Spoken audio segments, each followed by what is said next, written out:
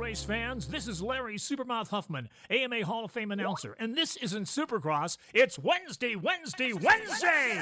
And you're watching Bay Fishing with Roman and Brian. Stand by while the boys teach secrets of bay bass fishing with Roman on his 6-second nitro-burning pedal drive kayak. And Brian in his Cool Baits high-speed dragster boat that he takes out every Sunday! Be there! Yo, what's up, everybody? Welcome to Fishy Hour. This is Roman, and I'm going to bring Brian in, but give me 1 second, boys. I need to check something real quick.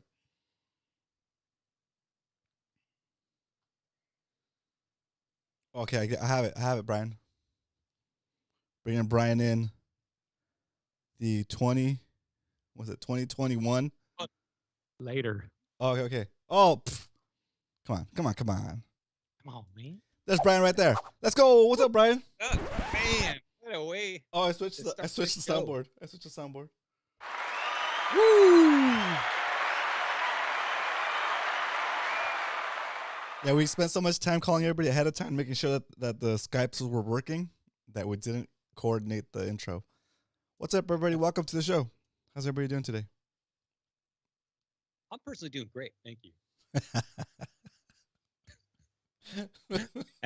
Me and Roman are like, this is like we are struggling here.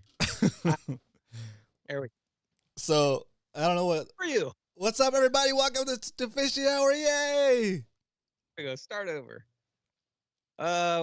What's up? Shout outs. What's up? Iron Fish is in there.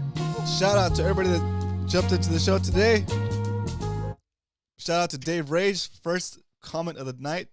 And shout out to Michael Tran for the first like of the night. Bit! What's up, everybody? What's up? One Cool Tuna. We'll hope you on later tonight. Also, Dave Rage. You got Doug Rubin and Sonya's in the house. What up, Doug? We have one slot. If you want to jump in and say what's up, Doug, let me know. Only Fish, welcome to the show. SoCal Steve. Benji, what's up, Benji? Benji will be on later as well. Peter86. What up, Peter? Alexis Rodriguez. What up, Alexis? Welcome back. Got Benji in here. Benji will be in here will be talking to us in a bit later, too. Got Kyle S. What up, Kyle? Mahalo. Welcome. Got Todd, TV Mellow Art. Got Jeff Uncle Tuna. Got Dave Rage. And we got Captain Dan with that. Getting close to showtime. Let's go. What else we have in here? Iron Fish. Mr. Coach. What up, Coach?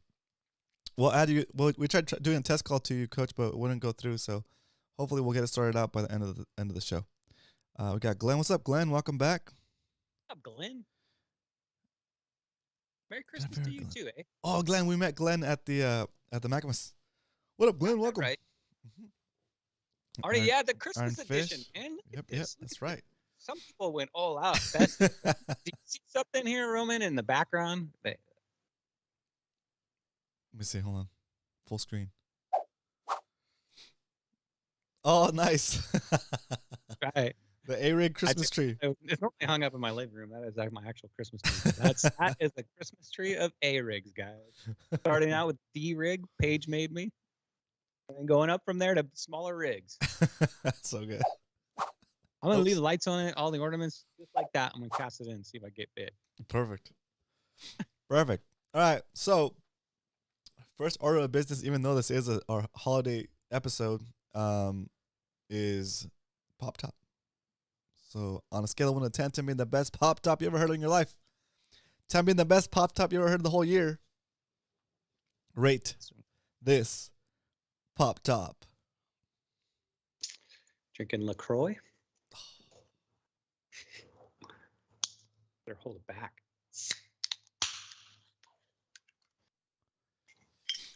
Did you move your mic?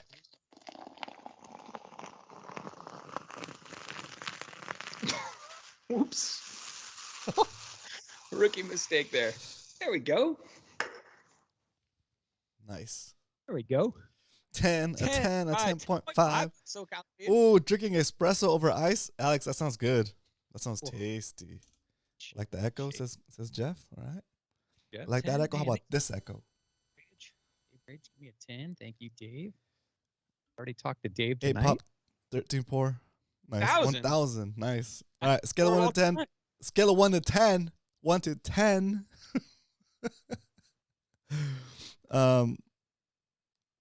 What's it? Scale of 1 to 10. Tell me the best pop you ever heard in your life. 1 being the worst. Rate this Pop Top.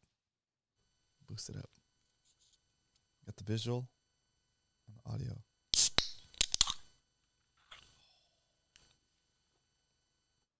see. Nice. Hey, happy holidays. Cheers, everybody.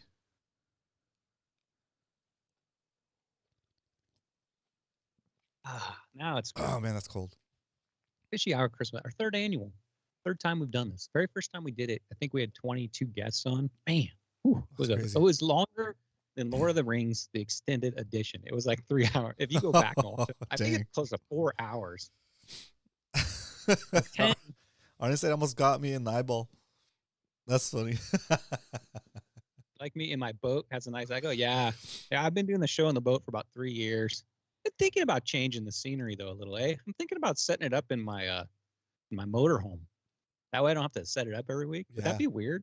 Like pointed at my steering wheel in my motorhome? Huh. I don't know. I like the boat though. That would be weird. Maybe like you know what would be pretty cool if I could get it mobile, like somebody driving me around in the motorhome while I'm oh my gosh. Like park it out in front of your house. That's funny. So how's everybody been? Let me know in the chat how your month has been going. Alex, holidays. Hey. Yeah, like so the way we're going to run this show is we're going to go right to guests because I'm going to do some announcements tonight, but they're going to be in between guests. So there's going to be a few commercials. There's going to be a few shenanigans tonight. We're going to have some fun. We're talk about Spotty Bowl a little bit, and but basically all the information is going to be between guests. Yeah, your hair looks pretty good. Pretty good. Like it. Short on the sides. I feel like I should put on my hat. You got that. You know what you need to do is pull that one bang down though, with the curl. Oh, that one. Pull it down. There you go. There you go. Now you're styling. Anyway, guys, so let's bring in our very first guest, and that would be the one and only Captain Dan. Captain Dan, you're on deck. Roman's going to give him a call. We have, I think, 8 or 9 guests on tonight, depending if the judge can make it. Judge he's a working man, dude. He's had a hard week. I think he's taking the week off next week, so he's got to make sure all his customers are taken care of. So the judge is going to try to make it, but we're not quite sure. Let's hope he comes on. Judge, if you're listening, keep it up, man. He's a working man. Yeah, Ramona Automotive, by the way. First up is Captain Dan. Tonight we got Captain Dan, Jeff from One Cool Tuna. We got Muto from Submission Fishing Co. We got half of the Bay Creepers, Leonard. We got Dave Rage coming on tonight. We got Benji coming on tonight, first time on the show. Coach coming on tonight, and he's going to give us some of his awesome insight. And then last but not least, we got Salty Dangler coming on tonight. And if anybody has Skype ready, we got one more spot. If they got Skype ready and they're willing to come on the show, we got one spot where we can maybe at the very end fit another person if we have time. So if you want to come on, get in chat and let us know. Yeah, it is a great lineup, Arnie. Whole cast, the whole crew is here. It's weird. I'm not getting Captain Dan. Captain Dan, you are on deck. So we're there you go. calling That's not Dan. him. There's going to be a little bit tonight, guys, too. A little bit of time where we're trying to get our guests on. It's not the easiest thing to do to get 12 or 10 live guests going on Skype. So be a little bit of time or wait for people to pick up. I'm stressing on this one, guys. I'm flaking. See, Dan. Get it going. There he is. Oh, and tonight too, I'm gonna if we have a little bit of free time, I'm gonna talk about my top 10 favorite Christmas movies, Roman. Oh, nice. Christmas, right? I think every year I talk about that. So we got a little bit of time. When I'm talking about Christmas movies, why don't you guys tell me too what your favorite Christmas is? So since we got a minute here, let's start out. Number 10 on my top 10 Christmas movies. It's a movie that came out 1990, December 7th, starring Johnny Depp, and that is Edward Scissorhands. Can you guys hear me? We can hear you now. there we go. I got the entire the Skype phone ring is constantly in my ears right now, so I'm just gonna have to ignore it. Oh no. Oh, here we go. Well, we can hear you. Yeah. Oh, I know what it is. Hold on, Captain Dan. Hang on. I think I know what Yeah. that is. Clear conversation.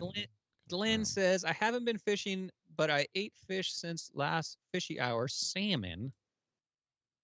Looks like, oh no, halibut. Do you ever do some fish recipe discussions? Yeah, that's a great idea. Glenn, I'm like a bass angler, and I really just catch and release. So I would not be the one to have that discussion. But Catches Roman him, doesn't eat him.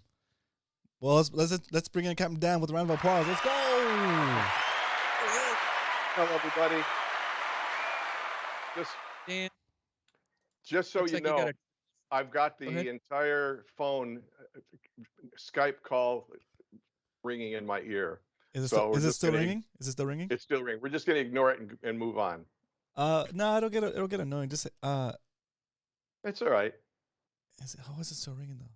I'm sorry. I forgot to do the thing. I already opened up my Oh, Mai it's all Tai. good. I'm having a Mai Tai. Ooh, very nice. Hot water. I'm on holiday routine. Usually it's only on a weekend, but holiday routine. Here I am. Cheers, Captain Cheers, Dan. Captain Dan. What's that Yeah, cup? cheers. Is Yeah. that a custom cup for you? It says It was a Captain. gift. A I'm the gift for my captain. TV crew because they. I don't know if you is it reading Yep. forward or backwards? To save time, that's right. To save time, let's just assume I'm always right. Yeah.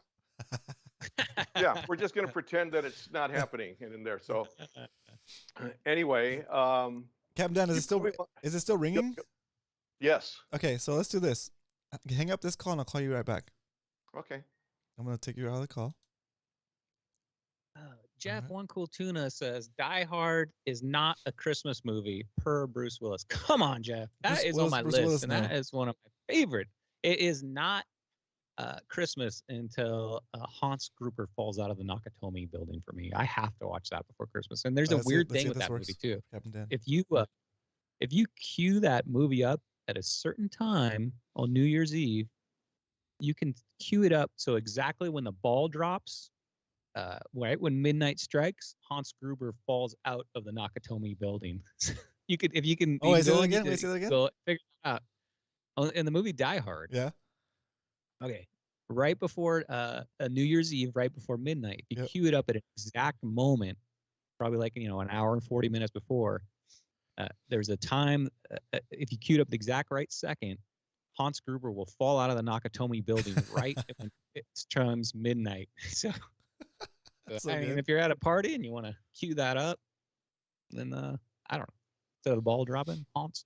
That's so good. All right, let's see if Captain Dan picks up. Oh, and this isn't available. Now it says he's unavailable. Ugh. Yeah, we're gonna go through a little bit. So I'm gonna talk about one more movie then, Roman, while you're getting them going. So my 9th favorite Christmas movie came out in 1984, and to me, 1984 and 1985 and 1986 is the best year of all movie releases. That specific timeline, Indiana Jones, some Star Wars, Return of the Jedi came out. So many good movies came out. Back to the Future, all these movies came out in that, and this movie was a really popular one, and that is Gremlins. June 8th, 1984. The movie Gremlins. That's a good came out movie. from. Yeah, it's a Christmas movie during Christmas time. Boy gets a mogwai for a gift and told not to feed it past midnight. Guess what? It does, and then that causes rain on the city. Spoiler alert. Great movie. If your kids haven't seen it, it holds up. Check it out. 3 out of 5 max on Captain that. Dan, I There he think is. I see you. There we go. And then just turn on your camera. It should be good. Hopefully it stopped ringing. Need to put my seltzer down? What?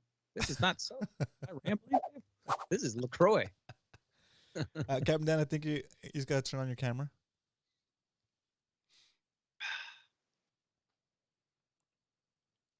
Yippee-ki-yay! Yeah. Can't say the whole line. Don't feed them after midnight. That's right. Part 2 is okay of Gremlins too. Part 1 though, kids haven't seen that. Make sure that they experience Gremlins. Yeah, those movies, not watching those movies again, like they seem like they take a long time to get started, you know? Gremlins, yeah, you got to build it up. Yeah, man. definitely build it up. Same thing with the Goonies. Yeah, that's a good one. That's a really good one. Not a Christmas movie, but a good one. I think that is a 1986 too. It's in that genre of that year where all those awesome movies. Here we go, Captain Dan. Any minute. And I'm going to remove him from the call because he's not answering. Let's see. Try him again.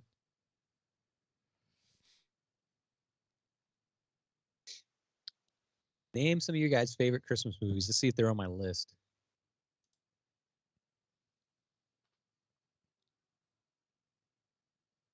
So Jeff, One Cool Tuna, he'll be up right after Captain Dan. Hopefully we won't have so many technical difficulties. The Gremlins are attacking us.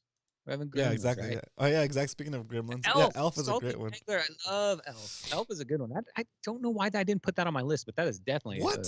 What kind of a definite list is must. this? It's a good one, but I honestly Your I list just forgot about lost that. credibility. That's good. Elf. Elf was probably what 2007-ish, somewhere around there. Muppet Christmas Carol. Nice. I do like the Muppet Christmas Carol. I actually really like that. I try to watch as many Christmas carols as I can, different types. I like Scrooged. It's Christmas. There's so many Christmas carols out there. The Jim Carrey new animated one's pretty good. Yeah, one cool tune is a Scrooge. Muppet Christmas Carol, good one. Rudolph, absolutely, definitely. Hey Brian.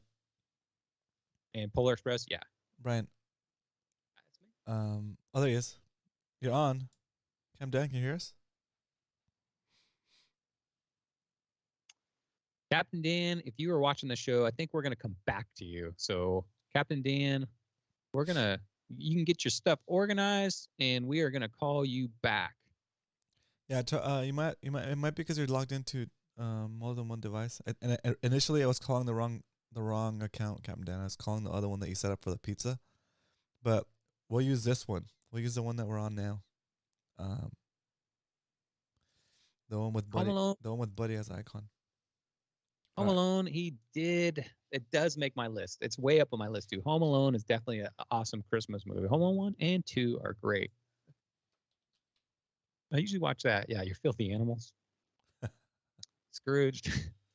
Aaron Kruger's in the chat. What's up? What's up, Aaron? How are you? What's up, Aaron? Fishy. I'm calling the next guest.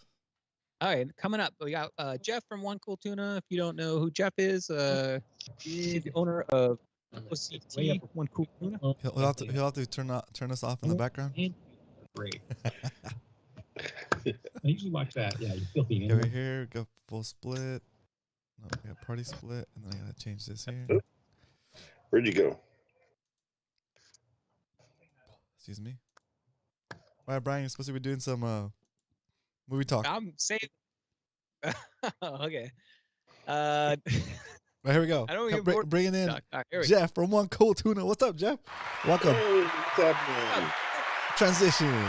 Yeah. Woohoo. Live on a boat? Or are you currently on the water, Jeff? Damn, Down at the docks. Yeah, down at the docks. Down at the Hanging docks, out. the sunset looks nice. Is that, Nice. is that an image of San Diego?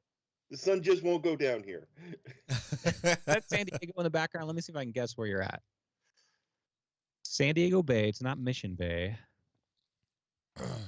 I'm saying you're near the Marlins Club somewhere. No, that was Point Loma. Slipping. Not even close. Not even close. Not even close. All right. How are you, Jeff? Good. How you guys doing? Pretty good. What's your Happy favorite Christmas music, Jeff? Sorry, Christmas movie. Christmas movie is Scrooged. I like Scrooge. Oh, okay. Bill Murray. I've already watched it this year. Yeah, I watched it. I caught it last weekend. So Very nice. Bill Murray. Classic, dude. Classic Bill Murray. It's probably one of the best adaptations of Christmas Carol I think there is. It's Exclamation really point OCT in the chat, boys. Jeff, did you have any fishing goals this year? Yeah, I did, and I kind of met him. Okay. I got my bluefin, I got my wahoo, got my yellowfin, got my Dorados. We ended up going down to Alejos Rocks on our 6-day trip, and hadn't been down to the rocks in like 3 or 4 years. So getting down there to the rocks was always a good time. That's a great trip. What are you targeting down there? Wahoo, yellowfin, big yellowtail. At night, sometimes you can get into some of those 40 pound plus yellowtail. Wow. On a night bite, and they're just mean down there. They've got some bips on them. You got to fish them with like 80 to 100 pound test. Wow. With at least a pound and a half of weight to get down to the bottom because the current's ripping out there, and you're using big tackle on them. It's you don't go out there with 40 pound test. Hey, didn't you just get back not too long ago from, was it a 12-day trip or 8-day trip? No, we did the 6-day. We did the 6-day in August, and then we did the 3-day just last month, just before Thanksgiving. Nice. Well, So I have never been on a boat that. Have you ever been on a 6-day trip, Roman? Closest I've been is like I think I've been on a 7. No, the Sand Dollar used to do like white sea bass like and yellowtail spearfishing trips, but I think it was a 4-day or a 5-day. It was awesome Yeah. though. It was awesome. oh yeah, I really enjoy the long range. Next year I'm going to do Cedros though. I'm going to go out there to go down there and for a 6-day on Cedros. You should join us on our Rancho Leonero trip. I'm sorry. You should join us on our Rancho Leonero trip. The MFCs, we're having one. What month is that? In September, I think. September, yep. Yeah, that's exactly when I'm doing Cedros is in Cancel. September. So. All right. If you guys don't know who this guy is, he makes these lures right here, and there's some of the best irons out there. You want to talk about these for just a quick minute? This is an OCT 10 lure right here, and this is the OCT 4, right? Yeah, that's the 4. That's the yellow, screaming yellow, and then the other one's the pineapple, the OCT 10 or X pineapple. Flip it around so you can see the pineapple shape. There you go. Yeah, there you go. The lighting's That's terrible. got the pattern on it. So that pattern there allows that jig to kick both left and right. Where predominantly a jig will kick to the right most of the time. With that pattern on there, it allows it to kick both left and right, which kind of pisses off the fish. Nice. If they're reluctant to bite, then I tie that one on there because it agitates them a little bit more and gets them to bite. But they're the CNC, they're CNC cut jigs. They're not cast, they're not poured. They're made from solid billet aluminum.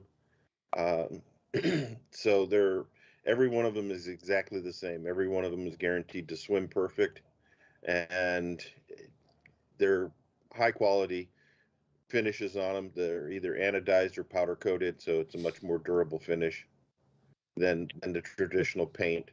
You can't get the wild colors or paint jobs, but it's a much more durable finish on there. The very first time I got 20. 3 different sizes: the OCT 10, OCT 7.5, and the OCT 4. And then next year, we'll come out with the OCT 1, which is a little mini. And I don't want to give away too much details on that, but it's going to be a little mini one. That's cool. So for you guys with the bay, That's right. for the bay, it's a new kind of fishing. It's sort of a surface iron type fishing, but it's going to be with a little mini. So That's cool. it's going to be a whole new style. This is the breaking news, right? This is the first time you've ever revealed this, I think. Yeah. Nobody. Yeah, I've been prototyping it for about a year and working on the details on it, coming up with the manufacturing of it. And I finally pulled the trigger and said, okay, we're going to make it. So I'll have them available hopefully for the shows in March and April. Nice. Definitely I'll have it for Day of the Dog. Guys to get this bay one out, right, Jeff? Somebody's been pushing them a little. You're gonna be one of the first. You're gonna be one of the first, Brian. Trust me. All right. You're gonna have to figure out how to fish these things and then show everybody else. Okay. Do you know if we're doing Fred Hall this year or? Bart Hall. It's the Bart Hall show. Is it Bart Hall? Yeah. Oh, it's Bart Hall now? I say that all the time too. It's called the Bart Hall show. Excuse me there. Yeah, when he originally sold that show to that other company, they kept the name. So he had to go back to changing it to his name instead of his dad's name. So it's the Bart Hall shows. Oh, so okay, so the shows are interesting. The shows are supposed to be going on. Interesting, because I didn't know that little bit of history there. So it used to be Fred Hall. He sold it to someone else to run the show. They stopped running the show, and then he restarted the show under a different name because nobody was doing the show anyway. Right. Oh, that's cool. Bringing Yeah. it back to the people. I like So it. and then there's the Pacific Coast Sport Fishing Show Yep. in Orange County. That's going to be the other big show. And then Okay. also Day at the Docks is back on this year as well. Yeah, I like Day at the So- Docks. It's fun. It's like Yeah, small it's and a little smaller and local. yeah. Local. Yeah. Hey, we got a It- question. OCT one at the Bart Hall show. What's up? Is that gonna be ready for that? I guess that's I'm only a not month sure. away, not even. No, I don't think it's going to be ready for Bart. Just material got pushed out on me a little bit. Aluminum's getting a little bit hard to get sometimes.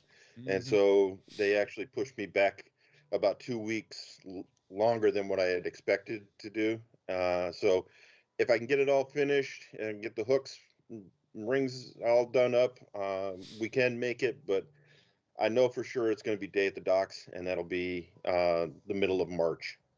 Very cool. Hey, the very first time So- at a Fred Hall show, and I saw one of your jigs. I saw OCT 10, and my son was a little kid then. Yep. And he goes, "Look, Dad, OCT 10. That's your birthday." And ever since then, I bought it because of that reason. Ever since then, I didn't know what OCT standed for, and I didn't know what One Cool Tuna was. I thought October 10th. That's got to be my lucky lure because that's my birthday, October 10th. So I don't know if it's There just you go. coincidence but yeah. So for Yeah, about when 5 years, that's why I thought my birthday lure. When I actually first started making them, I had a gentleman ask me at a show. He says, "Did you make any in December or January?" Yeah. So I've added the periods there between the letters just to clarify it. So it's, but I still get people go, "Hey, it's knock 10," Right. So it's fine. Call it what you want. That's fine. I'll go with it. A That's birthday funny. lure. Well, Jeff, thank you for coming on the show. Thank you for everything you do with this So I club. What's that?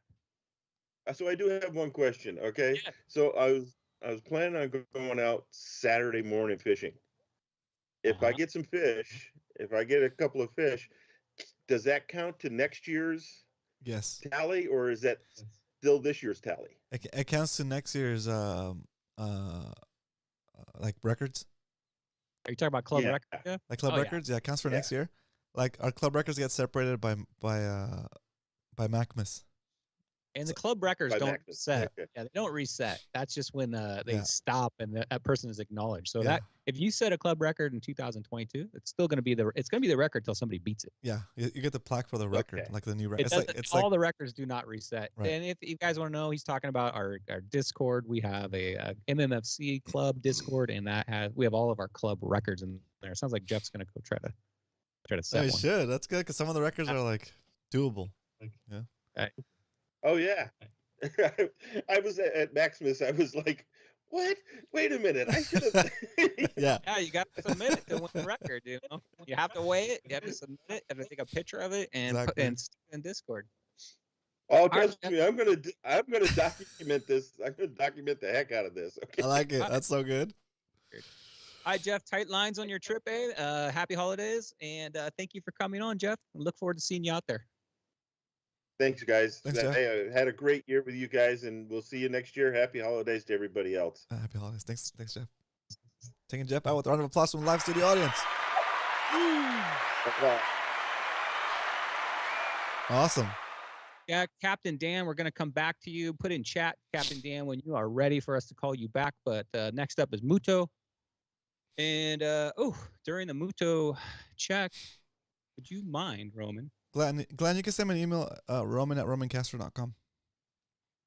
Go ahead. What was your I'm question? gonna make my first announcement. So Oh, announcement time. go ahead and get Muto lined up, and can you go ahead and hit my music, please? Oh, hang on. Let's see.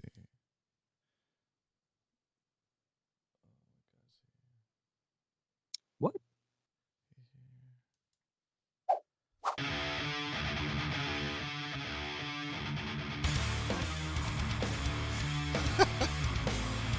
Must have been hot.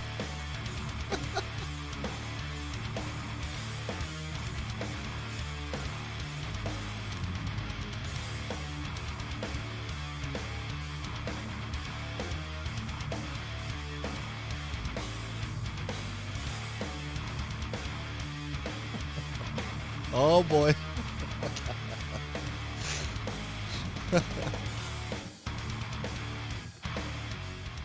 What's up, Muto? We just wait for Brian to finish doing his. Tape. Oh, we can't hear you when the music's going. Here, there you go. I'm down. Go ahead. So I don't have any volume.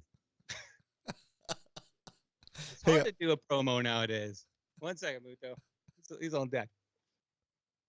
So, you guys want to be a Spotty Bowl champion, do you? You want to step up?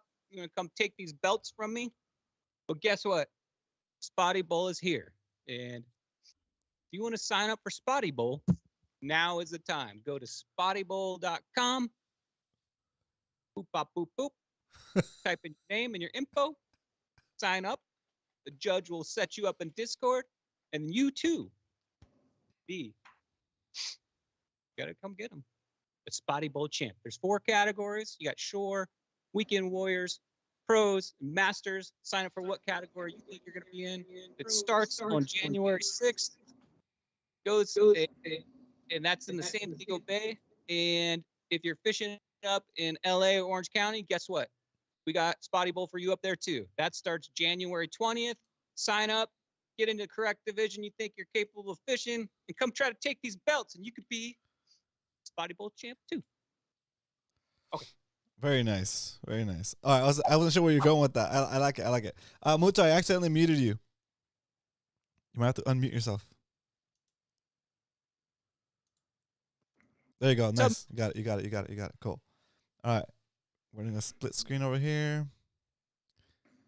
Here we go again. Yeah, that's right. That's right, Dario. You have a real fan over there. I lost my headphones. Okay, here we go. Split. There we go. All right, we'll wear this for the rest of the show. What's up, Benji? What's up, Muto? What's going on? Is Muto on yet, Roman? No, I'm trying to get him lined up. He's trying. All right, well, let me go back into... No, stay. Man.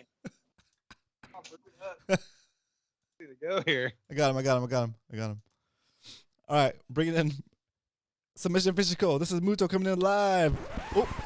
Oh, hang on. Oh, no. I had to switch the soundboard because of that music, Brian. Uh-huh. He booed you, Muto. I did it. That's okay. I don't blame him. Oh my gosh, hang on. Here we go. And now, coming in live, it's Muto from Submission Fishing Cole. Let's go. There it is. Round of applause. Transition. Bam! I feel like I need like another 2 sets of arms, dude. What's going on, guys? Damn, nice hat, Brian. Oh, nice. Welcome. How you been? Good. How you guys doing tonight? Good. I'm struggling. Man. I'm struggling. Set up like Yeah. the size of that jig behind your head. What weight is that? Is that about a 50-pounder? That's probably a 1,200 ounce. Nice. Megalodon catcher? It's not that heavy because it's hollow. But Did Todd make that? yeah, of course. TV Metal. TV Metal R, baby. That's cool. Have you guys know? Is the other side completed? No, just the half. Oh, that'd be cool. Right? Yeah. If it was like totally 3D. Yeah. Crazy. You catch something. Seems on like that a lot thing, of dude? work though. I see you're showing off some looks like Spotty Bowl plaques back there too. What are those all about? Oh yeah, we got a Spotty Bowl's coming up, guys. If you guys aren't a part of it, go join it. It's coming up next year. But yeah, I got the couple first place. Got the biggest Spotty. Oh yeah. This is from the OG Spotty Bowl 2021. The crazy thing, Muto, about the OG, the original Spotty Bowl, similar, but you didn't pick a time frame. You pick either a morning shift or Right. the evening shift. Back then, dude, you fished. Eric, man, that guy is a marathon fisherman. If there's one out there, some guys would go there at 6 a.m. and fish to 8 p.m. And that was the Spotty Bowl hours that were allowed to fish. Yeah, it was crazy. That's I too always much. started at 6, but I never made it till 8 p.m. A couple times. Usually I was off the water by like 5 or 6, but still, I mean, still, it was like It's still 10 long. hours. Yeah, it was still like ridiculous. But I'm gonna say out of 16 events, I fished probably 6 of them, bell to bell. Yeah, that's It was- crazy. And you would get there, especially in the winter. Like you'd get there at 6 a.m. and it's pitch black out. You know, you wouldn't get there at 6. You'd get there at 5 because get Yeah. set, get in the water, and then I wouldn't get off the water after the fireworks and me and Salty were all done. We'd go in, and I wouldn't get off the water till like 8:30. So you were there dark to dark in the OG Spotty Bowl. Yeah, it was no joke. That was for the true Spotty gangsters back then, huh? Yeah, for sure. Which I think it was definitely a different strategy, you know, because Yeah. last year it really came down to having to know, like you could, when you had the whole day, you could just fish through till the bite was on, right? Well, last year it was a lot trickier because if you picked a bat, like if the bite just wasn't there, you had the shorter time, and it was like you would see the night guys did really well or the morning guys did, but vice versa. So if you chose kind of the wrong time, it was like you were kind of screwed, you know. So it was another kind of layer into play where when we were all fishing, it was like you just grind it out and eventually they were going to bite, you know. But if you got one of these other times, it's like if you did the morning and they weren't biting, it was like you're pretty much you were out of luck. Yeah. I'm a morning angler, so I never fished the evening last year, but I did so much homework prior to it. I had a good idea, judging by the tide and what bay we were on, where they were going to be that morning. But if you're right, if you picked a bad spot, and you missed that little 2-hour time window, usually, it was devastating. Yeah, you were done. Because anybody knows spotty fish, it's not just spotty, it's all fishing. It's like there's only a couple windows when they bite. Even when we were doing those marathon things, it was like you'd catch all your fish and then you'd legit wait like 6 hours. you'd catch like 2 fish and then it would blow up again and then you catch like your other set. So when it's on, it's on, man. That's like, true. You got to be there. You gotta get that fish. You gotta measure that thing, take a picture, That's boom, true. and get that thing back right out there because it's you could the time window sometimes is 15 minutes. I've noticed. You Like, waste if your you time measuring the fish. That's why I always did like submitted mine at the end because like I didn't want to stop and submit it when it was like when the bite is hot because I'm like if it takes me 7 minutes to submit this fish, I'm like I could get 2 more. So that was kind of that my strategy worked. I think that first go because it was like at the end I'd submit them all in because I didn't want to stop fishing, you know, and it was. But I also get the losing your phone, which I did. Yeah, but then you drift off the spot, you know, when you're submitting it. One of the first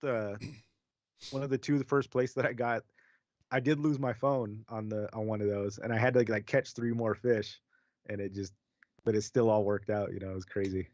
I had my backup phone. I tried that one time, submitting all at the end. And it was such a disaster for me going through all my photos, trying to get the correct fish. That's hard too. Again. Yes. So I submit as I go just because I'm afraid, I'm gonna lose my phone. And with only this year, Eric's limited to 1 mulligan. So last year was 2 mulligans. This year's 1 mulligan. So you got one time to kind of have a bad day. But hey, All Night Hider's back. What's up, dude? All Night Hider. Hold on, Hider. Hider, it seems like it's been forever, dude. What's up? I'm here. We can start now. Bit. What's up, Hider? Take a day off of work, eh? Mita, did you have any goals? Did you have any goals for last year or for this year? I didn't have too many like fishing goals. It was mostly getting submission fishing started, right? Like selling the slow death jigs and the products. So this year was the first year it launched. First year in business selling jigs. So that was mainly the focus, everything was just fishing jigs, getting pictures of jigs, just trying to push that slow pitch love in the bays and here in Southern California, just trying to get the word out. Nice. What's it? So I'm proud of you for starting up your own like lure company basically from scratch. And I think knowing you for a while, it's like something that was a passion to you because you were one of the kind of guys that motivated me go into slow pitch jigging. I think I did it a little bit before, maybe Salty told me or somebody, but I did it a little bit before. But once you started having success with it, I'm like, maybe I better look into this. And there was the only thing I could find on the market that I think you were fishing too was the major craft, right? Yeah. Yeah, that's how I started my YouTube was like just to get the word out about like this new kind of style, right? But then eventually it was like, what the hell am I doing? Like we couldn't find the jigs. I'm like, I just gotta start my own company. Cal was out buying them all. Cal would go into the place and he'd carry a suitcase with him. I'm not kidding. And Cal would just open his suitcase and Right? put They all just the disappear. 2015s and 30s in there. And he would go home and he'd open his suitcase and he'd be like, "Hey guys, what's up?" And I'd go in and I'd be like, "Hey, where?" And there's like some guy came in, man, with a suitcase and he bought them all. It was Cal. That was Cal. Yeah, and I think Yeah, Salt it was like- may have been a part of that too. Him and Right. Cal That's so collaborated. It's like we can do it better. So That's That's right. funny. So that was it. one thing I'm excited about, I'm gonna pump your product because I'm a pro staff of it and I really enjoy fishing it. And like I said last week, I think I caught about 20 to 25% of my big fish, Oh, nice. which led me to be Spotty Bowl champion on the submission fish go jig. And this is the one that Muto just gave me. It just hit the market a month hold ago. it closer to your face. There This you is the 15 gram, and I call it the bluegill because it looks like blue, but I think the official name is orange green pumpkin. go. Looks No, cool. Orange pumpkin. orange pumpkin. It's basically bluegill, yeah. But it's basically bluegill, so orange with a dark green pumpkin. And I've never fished a lure green pumpkin that doesn't get bit. So I'm trying to get some time on the water with this, but I just got it, and I know this thing's gonna get bit. I'm looking forward to fishing that during Spotty Bowl. Very nice. Yeah, those just came out. I mean, the 10 and 15s. Everybody's Yep. been asking for those, and so we finally just had the molds made and we got them in. We want those because in like shallow water where the spotties are, mainly for the bay, right? Yeah. For me, like when I was fishing the major crafts, the 10 and 15s for me, like Salty told me once, just do an ounce per foot. And that's a good rule of thumb. So if you're fishing 10 feet or less, 10 gram, A gram per if foot, it's 10 right. to 15 gram, and then 20 plus, maybe 20. And, just think of it that way. If you want to just get really basic, whatever depth you are, fish Yeah, that gram. That's like the easiest rule of thumb for sure. Bait barge, throw 40 or 60 for sure. Just look at the depth and throw that weight, and just Yeah. make sure, guys, when you're fishing this thing, that it comes off smoothly. If you look at it, because I'm standing up when I'm fishing it, and when I look down, if I see that thing just like torpedo down, I know something's wrong. But if you see it doing this, Yeah. falling correctly, and you really have to watch your line on these things too, because they'll get bit, and you'll just see that spool kind of just stop for a second, crank that thing and lift up, man. 'Cause Yep. that's got a fish on, you don't even know it. That's why it's all about that mono life, man. I'm not, You still doing the fluoro? so Yeah, I'm a he's- fluoro guy, but I can't get out of my head, Muto. And If it works, it works, man. I mean, you're the Spotty World champ. I mean, nobody gonna argue with that, right? Like, I fished with you would kill me because I fished as light as I get away with, which is like 6-8 pound. And I listened to your show, and I heard you saying, "No way, I'm gonna fish that. I'm gonna rip that thing out of the pylons."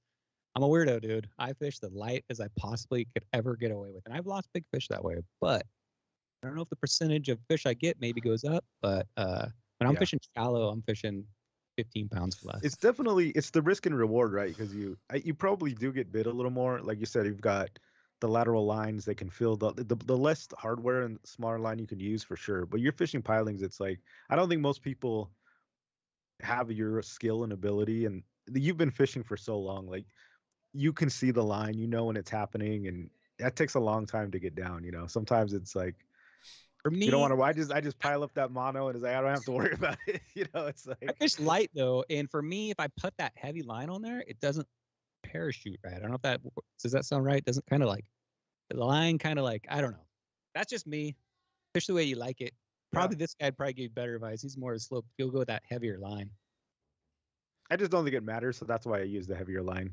With other types of fishing, because it's a reaction bite. I don't know if the line matters all that. I don't think it matters that much, so I'd prefer to go heavier. That's kind of my theory behind it, but Ripping lips, man. Then you could just Do you fish- could just horse it in. Do you fish Yeah, six? heck Do you yeah. fish 6 pound on your A rigs, Brian? Not yet, Roman. Right? That's the only thing I go heavy.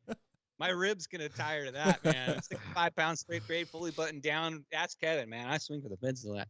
Okay, Buto, fishing goals this year. What's your fishing goal? Are you entering Spotty Bowl? Let's just throw that out. I'm not sure. I've got a lot going on, so it's still kind of up in the air. You guys, I talked about last show. My mom passed away. She had cancer, and I had her on hospice here for a long time. And I'm still like, we're doing a burial at sea next month in January. So it's like I don't know if all the times and stuff are gonna line up, Yeah. but I might do it just to like maybe hit some side pots and stuff. But I don't know if I can. You can always, guys, Commit too, to, like, you don't have to commit to every event. You can, Right. Just fish it for the side pots. I probably will Okay. sign up. I don't know if I'll go. Like I said, I don't think I'll be able to hit all the times for Yeah. like all the events, but Yeah, it'd be good to just compete in some, because even if you can just win one or two, it's like, Yeah, it's fun. Yeah. you guys don't know, it's hard just to win like one outing. Like winning the whole thing is one thing, but even if you can pull a win off in just like one event, you're still fishing against tons of people, tons Yeah. of other people, and that's not an easy thing to do. But yeah, I probably will join me, just to. Spotty Bowl has the do it. best spotty anglers in the world. No question. No question about it. These guys, the guys that enter Spotty Bowl guys they've been fishing spotties for a while. And this is what they've been looking forward to. There's largemouth fishermen that's all they do, and there's spotty fishermen that's all they do. So they look forward to this. You have any questions for Muto, Roman? I think I'm good. Sorry to hog you so much. I know. I was like in the middle of something, bro. So you have your what's your submission fishing co goal for the company next year? Just continue to grow, just get slow pitching in more Southern California hands. I mean, that's just bringing the awareness, is all about it. And just that's really all there is, man. Just getting people bid on It seems like pieces of lead. it seems like it would do well, like NorCal, like for lingcod and stuff like that, like those kind of fish. Oh yeah. Yeah, it's crazy. I've caught lingcods on them. People send me pictures, and Cool. it's big. It's like in Florida. It's bigger here. They've been doing it in Florida longer than Southern California, mostly for like bottom fish. But people are starting to see you can catch. I mean, I caught everything this year: yellowfin, dorado, yellowtail, bluefin. I caught lingcods, all on slow pitch jigs, sand bass, calicos. Like it doesn't matter. Rockfish, spotties. Yeah, There you go. Yeah, we gotta get Baker. We gotta get Baker Lounge on that. He's up halibut. north, yeah. Yeah. Yep. Very cool. It's cool. It's fun. It's just a fun way of fishing. Everybody's got different styles. It's just the style I really enjoy. So I talked to Roman about that last week too. With the slow pitch jig, I'm able to teach people how to fish that thing in like 15 minutes or less. It's sometimes you get intimidated by these ones that you got to cast, Yeah. and, like a crankbait where you got to kind of learn the cadence and all that. trying to cast a bait caster, it's not easy. I've taken out a lot of youngsters, a lot of new people fishing, and I can get them bit quick on in your slow pitch jig, no problem. The Roman's kid, I taught them in 10 minutes? Not even. That's awesome. Yeah, they already knew how to fish. How to fish a slow pitch jig. Oh yeah. So yeah. Okay, I'll give you that. I got him off the Ned rig. Got him on the meat. Muto. So if you guys don't know who this is Muto, owner of Submission Fishing Co. He's got a show on Thursday nights on YouTube, submissionfishing.com. If you want to check out his lures, check them out. Here's what they look like. They slay spotties. They slay everything out there. I'm gonna get one of the largemouth on these two this year. So nice. Muto, thank you for coming on. Thank you. Yeah, thanks for taking And the tomorrow. time, dude. Excellent. See you tomorrow, buddy. All right, guys. Taking Later, the Merry with a round of Christmas. applause from live. Oh yeah, Merry Christmas. Round of applause from the live studio, and this time I won't mess this up. All right, thanks, Mato. Have a good night. Oos. Bye. Thanks, Muto. Got it. Oh, I feel man. like so much coordination here has to happen. Okay. All right. All right, next up, Captain Dan, are you ready? We ready to give Captain Dan another try, or you want to jump right to Leonard? Let's see.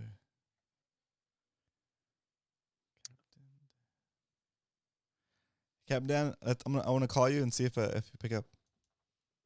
Okay, while he's calling him, I'm gonna do another commercial. So you guys that are fishing Spotty Bowl, guess what? You need some equipment. We got him. Hey, We got him. Yes. got him. All right. Here, let me mute the big set behind me here so we don't get. Woo. There we go. Beautiful. Dan, don't look now. There's a fire in your house. Holy smokes! This house is a 1957 little, as Roman would just if he There we go. let you know. It's got a 1957 furnace in it, and the 1957 furnace cost about $2 an hour to operate, so it's cheaper to buy a cord of firewood.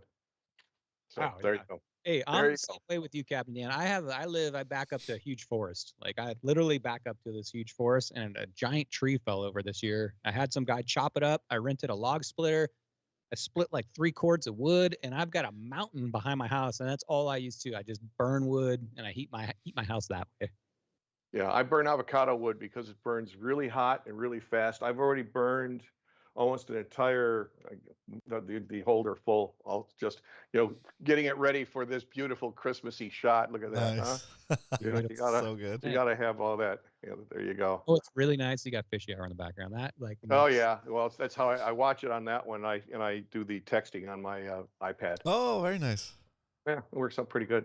So Nice. anyway, The back. I don't know what was going on before. I just restarted everything and it's fine now. Yeah, that worked. Whatever. Yeah, It worked fine when Brian and I tried it earlier. So whatever. Captain Dan, when I talk to my family, because for some reason, I don't know, you come up a lot. I always talk about. Are your ears ringing? No, I always talk about, like, you're probably the most interesting person I've ever met. It's, I can remember way back before I was part of the show, you were like one of the first guests where Roman had an interview, and you had talked about all these amazing things you've done throughout your life, and like the not the bad things too, but your plane crash, being running your own boats, running production crews for Supercross and motocross. It seems like you've traveled the world.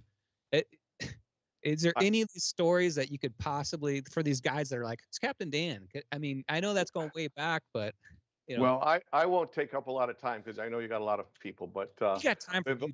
the latest one that cut out happened is that something. on the day after Halloween, as Roman would also verify, I have a very steep driveway, and my 130-pound Newfoundland dog decided to stop right in front of me, and I went head over heels, and I literally landed on my forehead and got a concussion and broke my nose. So I got a new little thing right here, So I'm still getting over that. There's getting over a little bit of the concussion. I still have a little bit of that going, but other than that, it's all good. And speaking of Supercross, I'm going to be working all the Supercrosses, all the motocrosses, 31 events out of town next year. And I'm going to be 72 in May. So I'm really hoping to train somebody to take my place so that I can devote more time to diving, fishing, that whole sort of thing. In fact, Roman has his other podcast that he did. I think I probably did the last interview that you did that hasn't aired yet, right? On the Spiro Nation. Yeah, we have. I think I have two in the can. Yeah, we have to throw that one out. It's probably so damn out of place now. I'll never come back to it. So I have a couple things for you. This year, fishing at the ranch was what I did mostly. I did some local stuff. In fact, I took Arnie out on the boat one day out Oceanside Harbor on the My Asylum, my Grady White. And he was so stoked because he said, I've never caught a halibut before. And I didn't have the heart to tell him it was sand dab. Until I caught one, and I said, "Okay, all right." Then I came clean. So, okay, so wow, can't believe Arnie. Yep, it was pretty funny. As far as and I think George and I went out one time, and he just kept catching little sharks, and so we've got a curse. It's like the bananas and peas and everything else curse on the boat right now. For some reason, it just has turned out to be probably the least fishy platform I think I've ever been on. Is my own boat. So maybe that's because it was a dive boat, a spear fishing boat prior, to me getting it. I don't know. Just don't take Dario out. That guy has a banana in his pocket every minute of every day. I don't know. He travels with them. Oh boy. Well, I'll tell you, as far as my fishing, I enjoy all your guys' antics and the spotty bowl and those catching those little fish in the bay and all that. Hold on, back here. Hold on. and I admire all of your guys, persistence with those things, and it's just I enjoy being around it and everything. It's just not what I like. I like to go out and look for pelagics and stuff like that. Hold on a second. My trip to the ranch. Out on my boat, Dan. I'm gonna take you out on my boat, because that sounds like to me you've never caught a lot of spotties before, right? Sometime in April and May, I'm gonna take you spotty fishing on my boat during one of my pre-fishes for spotty bull, and then I'm gonna put you on a lightweight finesse rod. You're not gonna be catching spotties on a tuna rod. And wait till you catch one of these little guys. You're gonna get. It's part of the pun, but you're gonna be hooked on these little babies. Well, I think maybe a couple years ago I did show my Roddy buggy whip and my Garcia Mitchell 300 that when I was running one of the charter boats, that was my fun thing at San Clemente Island to catch calico bass. I like catching calico bass because the thing put up a fight and it's had like 4-pound test on this thing, and I'd throw them back. And so I enjoyed the fight, but I'm just, it's all good. It's all good. I'm not bagging on anybody. It's all good. Oh, maybe a little. Those are okay, but we're gonna get you on some spotties so you can really see what's going down. Yeah. My trip to the ranch, I think, was, as I told Roman, I said it was an epic trip for me last September. It's one of those things where I could do no wrong. No matter how hard I tried, I could do no wrong. And I caught one day I said, we're going to go out with a good friend of my ex-girlfriend's sister, and I went out with Santos. And I said, we're going after Wahoo. And so I think it was 43 or 44 pounds. I can't remember. I don't remember. And that was good. And then another day, let's say, well, let's just go see if we can catch some Dorado or tuna. And I got a big ass Dorado, and it was good fun. And so did Linda. We got so much fish that we were throwing them back, and we were letting Santos. We were fishing for the boat owner as well, letting him take some fish home. And then the best one for me, the best story was we were at a place where Santos takes this secret spot. It's supposed to be it's going to be some bottom fishing and all this. And I hooked into something with my little accurate 270, which is a little tiny thing. It's it's about the size of a Tranx 500 maybe, and it's a single speed, not a 2-speed. And it took me about 30 minutes to bring in. So I figured, I got a grouper. So cool. Well, let's bring in a grouper. Turned out to be a 40, another 42, 44 pound yellowtail. Thing was gigantic. It was huge. And if you know about C. Cortez in that area, that's the wrong time of year for those. And this thing was just giant, and put up a fight on, April, May, down in LA Bay or at Rancho Leonero. That time of year, it's yellowtail, not September. So it's like, what the hell? When it came up, what? Couldn't believe it. All of it, even Santos, all of us were just shaking our heads. Wow, that's the old home guard guy that never got the memo to get out of there. So, anyway. Great. I'm staying here. Yeah. That's funny. Yeah. So that's that's it. I think that's as much as my fishing was this year. I haven't been out for lobster because I don't know, no excuse. Yeah. Well, I'm looking forward to September, Rancho Leonero. Me and the MMFC are going to join you up there. Yep, I've talked to Rowan, given him some dates, and if I won't go into it, but if you ever wanted to go to the ranch, this would be the year to go. Okay, I would say this would be the year to go. This is the year we're going. Right. Yeah, it's nice. Perfect. It's nice. So anyway, I'll save the stories for another day. I hope you guys enjoy when I make pizza. I have as much fun making pizza as you guys, eating it, I hope. Yeah. I've realized that I don't need to bring 42 different ingredients because it seems like there's cheese, pepperoni, sausage, jalapenos. There you go. Maybe a veg model. Nah. Yeah, that was it. The chorizo, the hamburg, there's all kinds of stuff I took back home. Oh, nice. No big deal. Yeah. Well, Captain Dan, sounds like you had a great year minus the fall. Yeah. Yeah. It's been all good. We appreciate No complaints. We appreciate you in the MMFC. So much you do. Roman. Yeah. Go ahead. Go ahead. So much you do for the club. You're always there. You're a nominee for Mac of the Year. Surprised you didn't win it, but the judge is the judge. How are you gonna beat that guy? I voted for the judge. No. But you're a pleasure to hear. I honestly, Roman, take me off one night, have this guy on, and have him tell those stories for the guys that didn't get to see that interview a few years ago. Get me off on Wednesday. Let Captain Dan come in and share some of those awesome stories. You guys would love to hear this. Guy's the most interesting man in the world. I'll say this: if you want to get some that are already in the can, go to the Noob Spiro podcast, episode 92 and episode 200. I'm on there a bunch. Also, what's the one the other guy does? Spear Factor, episode 15. Or go to Fishy Hour photo time. playlists, go way back Or into the Fishy Hour. Yeah, usually the birthday ones. Birthday ones, yeah. So Yeah. and that's why that's what I think. Usually on birthdays, it's traditional that I have a Mai Tai. Yeah. So because this is holiday routine, Mai Tai. I'm allowed to have one holiday routine. So anyway, happy holidays, everybody. Merry Christmas. Happy holidays, New Year. Dan. Be safe. Good seeing Enjoy you. your family. Good seeing you. See you guys. Have a great holiday. All right, We'll hang talk up on myself. Take Captain Dan out with a round of applause from the live studio audience. Let's go. See ya. Bye, Dan. Thank you so much. Okay. Baker's Lounge is in the chat. What's up, Baker's Lounge? I haven't seen you for a while. How's everything going up north, eh? Catching some fish, eh?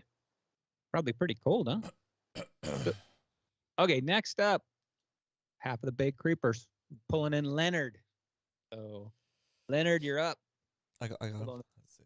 Sorry, Muto. What happened to Mattel?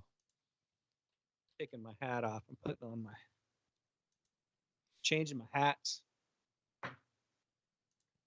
Nobody will recognize me if I don't have this hat on. It's like Superman without his cape. Leonard, that's right. He's too fast. I don't have time to do my announcements and commercials between all this. So, all right, let's talk about. You can do announcements while I switch out the screen. My next movie up, number 8, Nightmare Before Christmas, Tim Burton movie. To me, it was like one of the very first stop animated movies.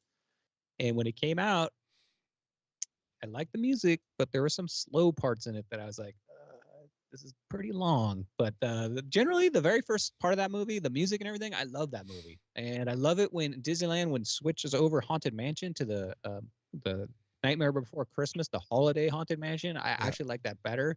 It came out October 13th, 1993. Interesting. And it's one of my favorite Christmas movies. I try to watch it every time, but I usually don't watch the whole thing. Let's find out what Leonard's favorite Disneyland ride is. Coming in hot, Leonard with sorry, with the man that coined the phrase "fish harder." We have Mr. Leonard. That's right. Let's go. Transition there it is. Woo! What's up, Leonard? Leonard, what's up, Bay Creepers? Let's go. Nice hat. Pretty good. Pretty good. What's your favorite ride at Disneyland? Well, first of all, you got to ask him, have you ever been to Disneyland, Leonard? He has. He's been to Disneyland more times than Brian. No, That's good. not even close. Oscar says his favorite ride is It's a Small World. Wow, Oscar. Holiday edition or regular? That one to me is, I don't know. You get on Small World, man. You're on for I don't know, 10 minutes of a lot of singing. Yeah. One thing I think of is teacups. Oh, that's funny. Oh, no, I don't know, Matterhorn maybe. Oh, nice. Yeah. Nice. Yeah, the Matterhorn they've updated that recently, and I don't know if you've been on it the past 5 or 10 years, Leonard, but it's still the thing about the Matterhorn. By the way, Roman, I could do a whole show on Disneyland. The thing about the Matterhorn is that it's not very fast, has no loops, no big drops, but man, it is jerky. And when you get beat around that thing, when you get off that ride, you like want to fall on the ground and scream for a medic. If you're not hanging on a Matterhorn, you're brave. Right?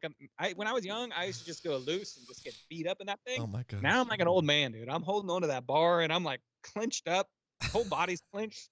I don't want to get beat up on the Matterhorn. That's a bumpy ride, eh? And I hope they never fix it. I like it that way. Oh my gosh, that's so funny. Little Matterhorn lore. When they were building that, they put a basketball hoop in the middle of it, and it's still there. So way up in the upper deck, there's a basketball hoop where you could actually, I guess, staff could play it. Oh, that's cool. What do you mean? All right, enough about Disneyland. Sorry. So Leonard, how was your fishing year? It was good. Yeah. Went mothership trip, had a blast. Oh yeah. Yeah. Went looking for bluefin with Kevin. Dorado with Brian. I mean, it was fun. Oh, that's right. That's right. All three of us went out for Dorado, and me and Leonard got our very first Dorado. Double hookup at the same time. That's right. I remember that. Same time, hookup. It was my first Dorado ever, and Leonard's. Who got it first? Was it you? I think you hooked up, and then I hooked up. No, right? you got first.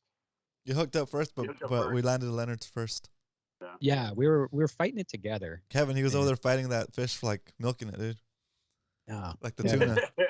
I had the right rod. I had the MMFC rod, which was rated up to that type of fish. It wasn't a finesse bluefin rod. Nice. I think it's lucky we got mine in first because it was barely skin hooked. Bryce, Kevin's cracking. That's so good. No, that was a fun adventure. I spaced out on that. Yeah, we did do some fishing this year, dude. That was good. Yeah, I think I fished with you a few times this year, Lynn. Yeah. But yeah, it was very memorable for me. First Dorado. That was pretty cool. We came in and the OC trip too. That's right. Yeah, That me and was Leonard fun. Good went up time. to Newport together, and dang, Leonard, we had was good. like I fell in love with Newport that day. Not with Whoa, Leonard, whoa! I thought you were gonna say something else. Like, whoa, easy. So, was it this year when we did the OC outing with Jesse and yeah. And Leonard hopped on board with me, and dude, we had a good day, Leonard. I don't remember how many legals we got, but it was a lot. We were roping them in. That was the one. That was that day. That was fun. I liked some of the guys went out to Mexican food afterwards. That was fun. Hmm? That was Yeah, I cool. think Leonard had an engagement to go out to, but he ditched us. Let's just say that. I had a friend that lived up there that I hadn't seen in a while, so I That's wanted to go Whatever. say hi while I was up there. Wait. Kill two birds with one stone, catch some fish, and go see a friend. Save the drive. Yeah, exactly. Yeah, we were fishing the A rig that day. You've been fishing the A rig for years, though, right? Yeah. I've been Yeah. fishing the A-rig probably since 2017, 18. Ooh, OG A rigger. Yeah. And if I remember right, Leonard right here made Spotty Bowl playoffs in the OG season of season 1, right? Oh Yes. yeah. What round did you make it to second round, or were you eliminated? I think I made it one short of the finals. Oh No. yeah. So you must have faced a Dobo then, huh? Yes. No, Eric, I think. I think Eric took me out. Or was it a Dobo? I It might have been a Dobo. I took out the judge. Yeah, then it was a Dobo that slaughtered me. Yeah, Dobo, man, he's tough to beat. You must have went against him in San Diego Bay. San Diego Bay, Adobo's. If Adobo makes playoffs this year and you face him in San Diego Bay, good luck. That guy, he's got that down. So good. So you made it all the way to. So that must have got you 4th place then, right? Maybe it wasn't that far. I think I got like 5th or 6th. 5th. Still, guys. So Leonard here is a bona fide Spotty Slayer. I mean, you can make it to the finals in True. Spotty Bowl, make it through the playoffs over a couple rounds, all the way to 5th place. So, Leonard, what is your go-to right now for Spotties? Slow For pitch Warzone. for A-rig. A-rig. What do you fish for that A-rig? Slow with? pitch A-rig. I'm leading up to this. What are you fishing that A-rig from? What gear are you using? This Protus and Lexa 300. Let's go ahead and show that little baby off. Boom. Okay, so a couple nights ago, we're talking, and somebody in chat said they hadn't serviced their reel in how many years? Since I started fishing this thing, Which was? like 2018, Oh, 17, 18. nice. Pushing 5 years on Alexa in saltwater, fishing an A-rig. And how would you rate that reel? I love that reel. How would you describe the way you maintain it? Like after you go fishing, you come home. This is good And, because if I don't forget that it's laying in my kayak, I bring it in the house and lean it up against the wall. No rinsing. No rinsing. I might wipe it off a day or two later. like just with the towel off, right? Yeah, That's it. no So water you- or anything. Good night, Dario. What's up, Dario? When you show up to the bay, do you just like the thing's crusty? Obviously, do you just like dip it in the water, like a couple No. good, cast it out? No? Have you ever dropped it in the water? No, Okay. I've been So pretty good about not dunking any of my stuff in the water. It might have gotten pretty wet launching La Jolla one time. okay. It's amazing to me that you can fish a reel for going on 4 or 5 years without a bit of maintenance, and you're strictly saltwater too, right? Yeah. And, Well, and, with that, it- I mean, I fish freshwater every once in a while. and you're not like fishing at finesse. You're fishing the A rig. That thing's a beast. So Yeah. my A rig reel is also the same exact reel, the Daiwa Alexa HS, I think it is. So you're wasting your money on that maintenance, Brian. Yeah, I know. I'm weird. I like clean it. I get the salt. I take the spool out. I clean it out. I've sent it to Daiwa twice. And What? It used to be in the SBS tournaments, the Daiwa reps would be there, and you could hand them off your reel, Oh, nice. and they would service it for free and then ship it back to you. And they did that for me a few times. So, That's cool. but I do have to admit, though, I did have one that was faulty out of the box. Okay. man, it happens. And they took it back. Yeah, I took it back. They gave me a brand new one, and haven't had problems with this one. That's cool. Yeah, so we'll give big props to Dio Lexus for A-rigs and spotty fishing. Yeah, So what do you have? What do you have? Do any fishing goals for next year? Still looking for a legal halibut. Okay. You haven't got that yet, huh? No. And you fish all that A-rig. I thought you would eventually come across one. Oh man. No. I gotten close, and I think I lost one at the boat that was probably legal. Oh, we Out need at the secret spot. we need to do some dedicated halibut sessions, dude. Yeah, That's what I that's say, the 'cause I remember- problem. Yeah. You were fishing the secret halibut spot with the group when we used to do that kind of stuff. I don't know why we don't do that more. But we used to go over there and everybody's roping in halibuts. Did you get any like 20 inchers then? Yeah, I've gotten a 19, a 20. Mhm. Yeah, I think that's the biggest. I think is a 20. Good night, Roy. Thanks for jumping in. Aaron Kruger is recommending a 6-inch Veho. It's an MC for you, Leonard, for a halibut. And yeah, that'll work. I think it's just you got to just be at the right place, at the right time on those halibuts. Usually, you just come across them when we're spotty fishing. You know. Yeah. There's certain times of the year though that the secret spot that we go to is just like there's so many halibuts. If you're fishing for spotties, they're like a nuisance. We're like, oh halibut, oh halibut, oh halibut. Like where the thing spotties at, and usually they're like 12 to 16 inches too. That's funny. Yeah. Well, Leonard, Merry Christmas. Hope your dog is doing well. I know your dog's had a bad foot. Leonard showed me some horrific pictures once, and I'm still life he's hanging in there. Nice. from his dog's foot injury. Oh, but it's always good talking to you, Leonard. You're part of the Big Creepers. Me and Leonard were partners, and we fish all the time, and it's always good seeing you. So, Merry Christmas, Leonard. Merry Christmas. The Christmas Lantern. We'll get this. We'll get the halibut. We'll go on missions to get the halibut. We gotta get this next year. Yeah. Very cool. All right, Merry Christmas, guys. Merry Christmas. Thanks, Good Leonard. seeing you, Leonard. Have a Take good one. Leonard out with the round of applause from my studio audience. Let's go. So good. Oh man. You're such a nice guy, man. I like. Yeah, love Leonard's hanging awesome. out with that. Yeah, Leonard's awesome. So mellow and cool. All right, next up, the judge is supposed to be up. So, Judge, if you're watching, he's working late, man. But if you're watching, type in chat that you want to come on. If not, I don't see you. Then we're gonna move on to Dave Rage. Hopefully, it's sober enough to come on, Dave. You've been doing, Dave.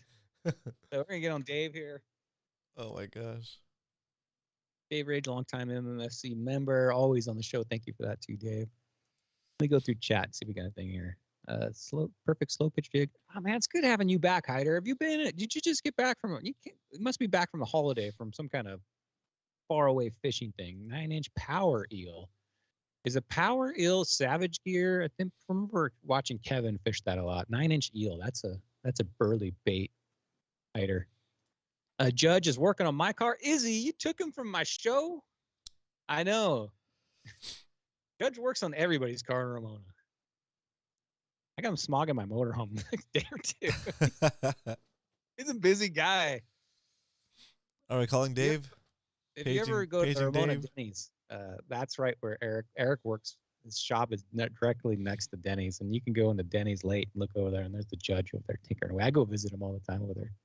Judge is working on your truck too? Man, no wonder he can't come on Fishy Hour. All the That's good. MFC people are Keep him busy. keeping him busy. I see him. Let's see if this works. Down in SC Roy, what's up, dude? Yeah, Merry Christmas. Mr. we'll listen 05 to the rest STI, of- dude. It's been a long time. Welcome, dude. All right. Hey, I got Dave. I got Dave coming in Dave. live.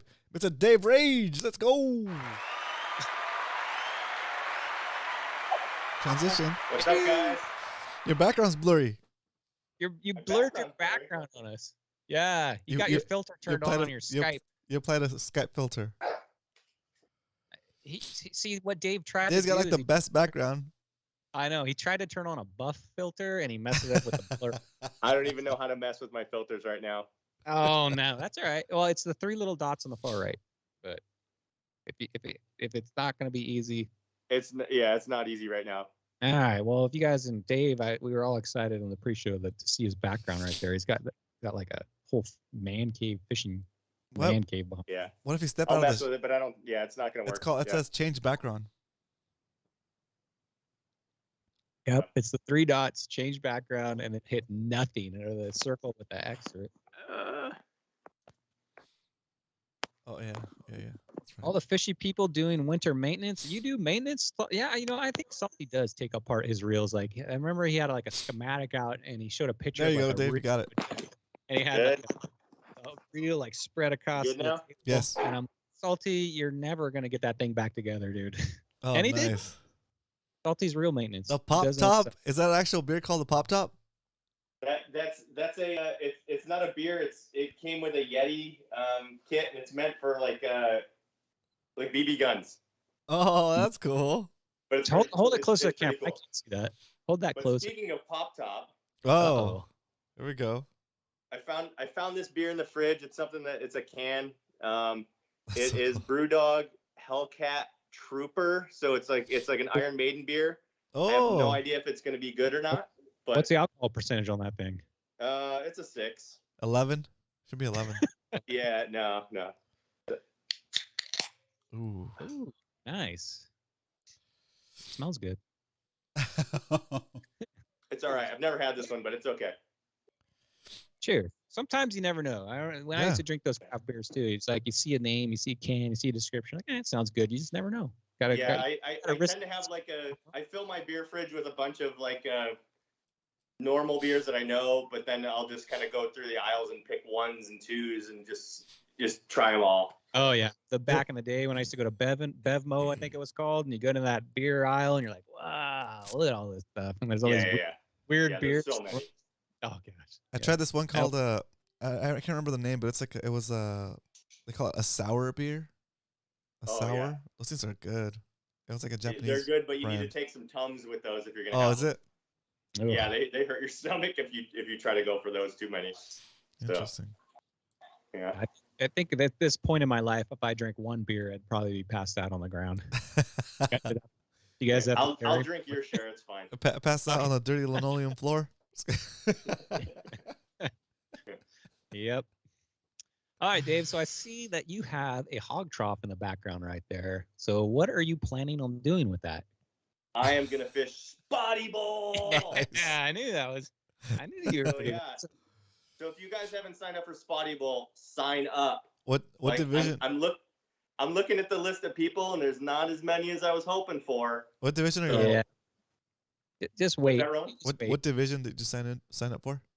I signed up for Pro this year. Cool. I What think were that you was in the last? same- That was the same division I was in last year. Okay. Gotcha. Yeah, I saw that the Masters category is pretty thin right now, but you know what? I think everybody's like, it's Christmas time. We don't have time to sign up, but I think once the Christmas is over and the New Year's, hopefully, I think the list is going to grow substantially. Yeah. I got my buddy. I spread the word to a couple friends that are fishing friends, and one guy signed up already. Oh, nice. Oh, nice. Fish Base. If you see Fish Base on there, that's a buddy of mine. So Andy's gonna fish out of a PA 14 this year. Oh, nice. He did I think Weekend Warrior. Okay.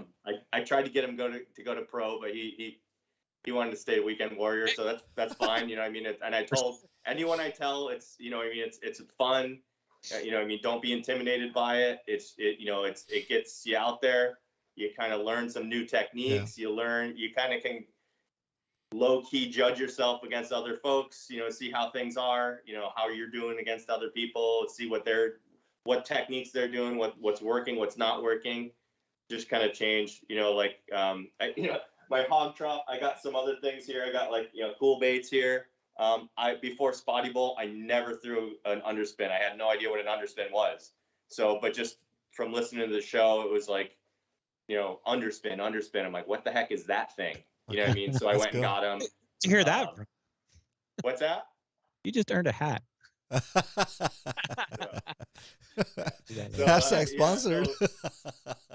Yeah, just like little things like that, like listen to the show, you learn things, what I mean? So like, underspins, like even Muto's jigs, like we all fish, what I mean? We all fish those jigs now, what I mean? It's awesome. So that's cool. If you're not signed up for Spotty Bowl, sign up for Spotty Bowl. Aaron, and cool thing about the jigs you just mentioned, and there's a lot of them. Those are locally made. Cool baits are made here in Ramona, and Muto has them shipped, but he actually owns the company, so it's a local company. So it's cool supporting local companies too. Not only do they work, but you're supporting local companies. I appreciate that. Yep, for sure. Very cool. So what you said? You did a lot of fishing this year, like a lot of fishing on charters and stuff. What is your technique? For Spotty Bowl, I would say I had the most success using an underspin this year. I would say underspin, slow pitch, and then a Ned rig. I use Ned rig. I think my season 1, session 1. I used some Ned rigs, and I had a lot of good success for that. But then as it started getting warmer and stuff, it just wasn't happening for me. And in general, it's not my style to just kind of sit there with that thing. I really like chucking an underspin out there and cast and retrieve. I find that more enjoyable. So that was working for me. And there was definitely a session out there where I was struggling. And this is a funny thing. I was struggling, and I'm like, I'm gonna use the Ned rig. This is what I know works. I'm gonna do it. I'm in the docks. And then I grabbed one of Muto's submission fishing jigs. I dropped it and I got bit immediately. I was like, why was I not doing this for the last hour and a half? You know what I mean? It was just one of those. It's like, oh, you kick yourself kind of, but that's part of it, right? It's a competition. It's a time thing. You have to make your choices, and you live and die by your choices, right? So this is your third. Is this your third season in Spotty Bowl? This will be my second. Okay, so you weren't in the OG one, you're the second one. No. Yeah, I was a little intimidated on the first one. I to be honest, when I started kayak fishing, I thought I was late to the season, but if I would have just jumped in right there, I would have got in like maybe on the second session. But I thought I was late. You know what I mean? So. And you did really good last year in the Spotty Bowl, if I remember right. You were a good throughout the whole year. I placed like 8th or 9th maybe. Yeah. So I thought you were like right on the cusp of playoff, right? Yeah. There was like 3 or 4 of us who were like kind of in that like 1 to 2 inch. You know what I mean? Like the next session is going to determine it. Yeah. And just that's how it goes. You know what I mean? Like It goes, man. And Spotty Bowl is weird. If you guys are brand new to Spotty Bowl, sometimes the difference between first place and 5th place is like 1 inch. It is because the cool thing I like about Spotty Bowl is it's the gold standard of spotty tournaments, because we have the judge who looks at every single photo and he has a little checklist he goes through, make sure it has a closed mouth, make sure it's on the board properly, make sure the code's in the picture, make sure that the tail, you can see it touching whatever line, and he judges them the length. But everybody gets a fair shake. There's no shenanigans.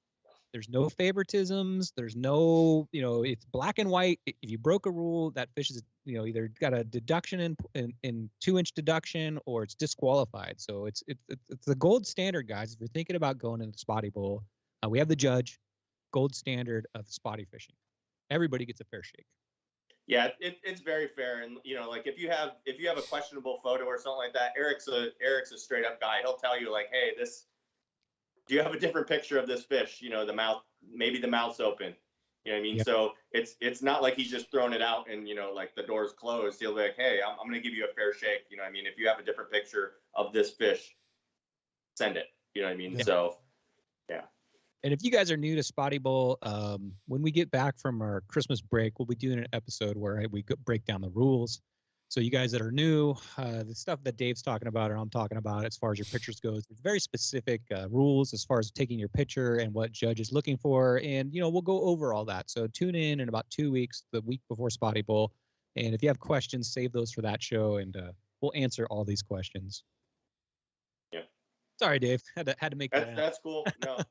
Yeah. So I was gonna say I've been listening to everyone else talk, right? So my 2022 year was not what I thought it was gonna be. I like fishing offshore. Like that's my thing. That's what I really, that's my jam. And 2022 just didn't pan out the way I thought it would. When everyone else was catching Dorado, I was up in Hemet, like rehabbing a manufactured home for my father-in-law. Like I missed family. the bite. So, when people say the bite is on and you need to get out there, it is true. You know what I mean? Like I missed it. You know what I mean? I missed all this. I got one Dorado this year. So, and I'm like, one? Like, how is that possible? I fished probably 1,000 miles and I only got 2, so don't feel bad. One is good. Yeah. Kevin wants to That's know because what's he didn't take bait, Brian. All right. What's up? Yeah. That yellowtail in your background here. Kevin wants. So yeah, I thought I was, another goal I had for this year was, catch a triple-digit tuna, but I didn't get out enough to make that happen. You know what I mean? I went a couple times early in the season when I was like, this is when it's going to happen. Yeah. And then I just stopped fishing for large tuna. And then even like in this last, whatever's happening, people are still out there catching tuna. It's like, seize the day. You know what I mean? Like if you have an opportunity, go do it. But if I just didn't have a lot of opportunities to go do it. Like family took priority this year. You know what I mean? I still got out there enough. I fished a lot, but by some people's standards, I fished a lot. But because you've been TV shout-outs about 100 times this year, so I know you've been out on both. Yeah. I didn't capitalize on the things I wanted to capitalize on this year. I didn't check them off the list, you know. So is that yellowtail tail on the wall from this year? No, that's my yellowtail that I caught on my kayak last year. So I figured that was a trophy, It was 37 pounds. It was my first yellowtail at La Jolla, my first year kayak fishing. So I said that's going on the wall. Yeah, that's perfect. That's awesome. I know Salty Dangler's been trying to get a yellowtail in La Jolla for about 10 years. Salty. This is your year, Salty. He's coming up. That is my 2023 goal, is to get Salty Dangler a yellowtail. Nice. All of it. Poor guy. So good. He's only pedaled about 50 miles on that thing, trolling for him. All right, Dave. So, what is your fishing goal this year besides getting Salty Dangler yellowtail? I gotta keep, if you miss a goal, you gotta kind of reset that. So I want to get a triple-digit tuna this year. I didn't get it. We didn't have Fred Hall, but we had PCS. So at PCS, I bought a reel that I thought was, and reel and rod that I thought was capable of doing that. So I have that. It's up in my rafters. Like I pet it every once in a while. Get it ready. Wait, does it have MMFC written on it? What's that? Does it have MMFC written on it? Yeah. Oh, then I need to get one of those. But yeah, I got the gear for it. I just need I need the time on the water. You know what I mean? I'm a sport boat guy. I don't have a boat. You know what I mean? So I got to jump on sport boats, and it's like, you got to pick them. You know what I mean? Pick the right time. I was supposed to go on I actually had a 976 tuna trip this year on the Ocean Odyssey, and I was like, this is going to be a great trip.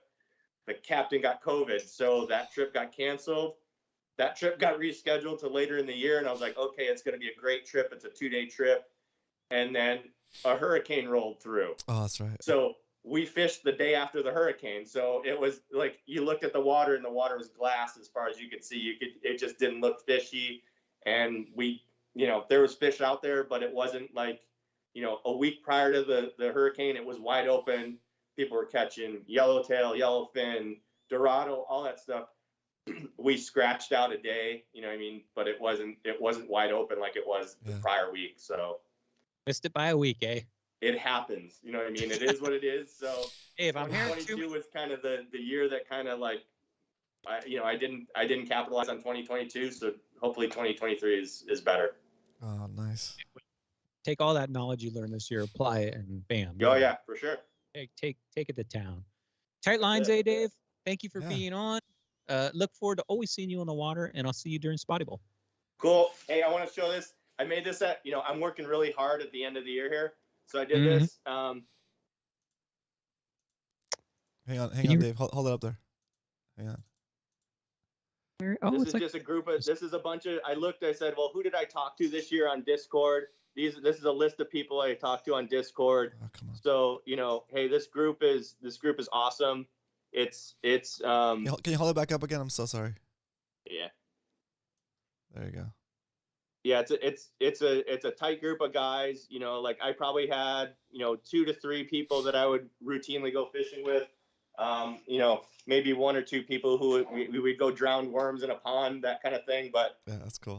This group of guys, it's like if you want to go fishing, go talk to people, get on Discord, talk to people, make friends. It's a group of people, like-minded people who want to go catch fish. So do it. Time is now. So Perfect. That makes sense. thank you, everyone. Awesome. Thanks, Dave. Thank you, Dave. Thank you for those words too. Yeah, we love our club, and we appreciate having you in here with all your knowledge and your positive attitude. You're exactly what MMFC is looking for. My recruiting shirt. So, thank you, Dave. Right on. All right, let's take Merry out Dave with a Christmas, round of applause. everyone. Merry Christmas. I keep interrupting. Go ahead. Go ahead, Dave. Say it again. What's that? Go ahead. Say that again. I cut you off. Oh yeah, just Merry Christmas, everyone. Got a little Oh. little partner here. Is that the Men in Black dog? Yeah. What do you mean, this guy? Yeah. Shake So that, baby. cute. All right, Dave. Thank All right, you. Dave. Have a good night. Thank you. Merry Christmas, everyone. Have a good holidays. There we go. That's so fun. Nice. Thanks, Dave. Get it better, man. That's exactly who we're looking for in this. That's so Somebody with fun. positive attitude, likes to teach, like to hang out. It's a great. He's right. MMFC. If you don't know what that is, Salty Dangler. Can you put the link in chat? You can join. Oh, by the way, Benji, you're up. So Roman's gonna be. And then Coach, you're up after Benji, Coach. Yep, Coach, you're after Benji. If you want to join the MMFC, that's what Dave was talking about. There's a link right now in chat. Click on that link. Just promise you're not going to come in and be a jerk. And hang out. Check it out. See if you like it. We have events. We have derbies. We have a lot of chat going on. We have a swap meet section if you're looking for gear. People buy and sell. And I've been looking for a second kayak for my son. And, I don't know much about kayak. Pedal kayak. Pedal kayak. Drown worms in a pond, that You have kind to, of thing. Benji, you have to turn us down It's like if you want to fish, Delay. where you're watching. go talk to people, get on Discord, talk to people, make friends. It's a group of people, like-minded people who want to go catch fish. There you go. Recap. Yeah. Dave said better than- Time is now. Maybe not. There we go. Yeah, so click on that Discord channel and go in there and check it out. There's a lot of cool things, but like I've been looking for a kayak and I didn't know, so I posted some pictures and they said, that's not a very good deal. Keep looking. So even little things like that, being part of a club, looking out for each other, and helping each other out with all kinds of things, including fishing. Very cool. Are you looking for a kayak with pedal system? Looking for my son's only 18. He's buying his first kayak, so it's Oh, going to be inexpensive. It's not going to be a Hobie PA 14360. It's going to be it's going to be it's something similar to what Judge lets us borrow. The most Okay, generous cool, guy. The Judge, he lets us borrow a Pelican, and we're looking for something similar to that, lightweight, Sounds good. something I can get in back of my truck easy. All right, let's bring in Mr. Benji with a round of applause from the live studio audience. What's up, Benji? Hey, can you hear us? Benji, So I'm very grainy in the video. Oh, don't worry about it, Benji. we can hear you. We can hear you, so we should be good. Can I you like hear your us? hat, Benji. So that's the official MMFC hat. Very Oh, nice. and Oh, and the the shirt. shirt, Let's hey. go. Nice. Very nice. And that's not the old one. That's the new one. Yeah. Very Benji. cool. So Benji, if you guys don't know, this is Benjamin. He's always in chat. He's always been part of the show. He's always given out advice. He's just been part of the show for it seems like a long time, Benjamin. When did you start We fishing, appreciate Benji? you always showing up in chat, and you're always there with a positive attitude. I do appreciate it. So if you guys didn't know, this is Benji. I think that's your first time on our show, right? Yes. No. When did you start fishing? I started fishing when I was probably maybe like 6 or 7. My grandfather took me out Okay, to the South Bay Yep. Fishing Redondo, fishing the barge out there. Oh, okay. Very nice. And as I got older, started fishing Newport, Long Beach. Took a little hiatus, trying to get my business off the ground. Cool. And came across your channel, Roman, during the pandemic, back when you had Ask Roman. Oh, yeah. That's cool. Back in the day. And, found the MMFC and became a member, and also became a member of the CCA. Yep. And, meeting Brian out there, I think I was out there with Iron Fish. That's right. That's right. You were pre-gaming. I was on the outskirts of the middle of nowhere. Yeah. And, I think it was Coronado. I was like, wait. Oh, yeah. I know these guys. There, you guys are on a rental skip, right? Yeah. I was pre-fishing for, I think, That's Spotty so good. Bowl, and I'm literally like in the middle of nowhere, and these guys come around the corner. Nowhere, San Diego Bay goes. Making notes of spot. Oh yeah, Don't- basically. don't go to that And spot. we started, throwing some baits out there, and I dropped a 20-gram sumo Nice. Fish for and hit the bottom. We're like literally like underneath the Coronado Bridge, and instantly bit. Now, do you mean when you say instantly bit, you were instantly bit? Like you're like, Yeah. oh, this works. Oh yeah, no, I dropped it down and I got bit, and we must have caught probably about maybe 10 or 12 spotties that day. That's cool. I had posted some on Discord. Being a part of the community, MMFC. Yep. Being CCA member and attending the events. We That's right. had You're a absent good taps. You were absent- absent taps, and one thing I remember is you made was it you or your wife made these awesome cups. They're like custom made pieces of art. They were really cool. Yeah, so she made these cups for Roman and for Muto and his wife Jessica. I know the video doesn't really kind of do it I see justice. the Grinch. Oh, That's cool. See, it's Grinch. Yeah, it's cool. Yeah, so my wife during the holiday season, she always calls me the Grinch. Oh. Just- You're either a Grinch, a Scrooge, or a Santa. I'm a Scrooge. That's Roman's fun. probably Yeah. a Scrooge too. Did you have fishing goals for this year? I did. Cool. My fishing goal was to fish as much as I can in San Diego Bay as possible. Given my work schedule, really doesn't allow that too much. Yeah. So I do have the opportunity, given the permission from my wife, for this weekend and next weekend to basically do a 36-hour session. Oh. Oh, Christmas weekend? Dang. Yes. So, most of our kids are pretty much grown up. So our oldest son is 30 or 23, and our youngest one will be 18 this year, and he'll be going off to the service after he graduates. Cool. And so for Christmas, he's gonna, he wants to hang out with his friends. So I do have the opportunity to take my boat out in San Diego Bay and fish this weekend and next weekend from Sunday to Monday. Wow. I won't be out there this weekend. I'm not that diehard yet, but I'll be out there next weekend. So maybe I'll see you out there next weekend. Oh yeah, I got my gear set up, so I got a camp stove, got my warm gear. Oh, nice. So I'll probably be doing 2 36-hour sessions this weekend and next weekend. 36 hours consecutively? Yeah. So otherwise, it's not a 36-hour session. yeah, so given my line of work, I try to do as much fishing as I can being in San Diego. Yeah. It saves you having to drive down 3 times, right? Yeah. Yeah. Oh yeah. I dig it. What's the longest you fished up to date? Have you ever fished for 36 hours? No, never done it. Have you, Roman? This What? first time. Oh, as long as I fished was 16 hours. I have once fished all day and fell asleep on my boat and woke up.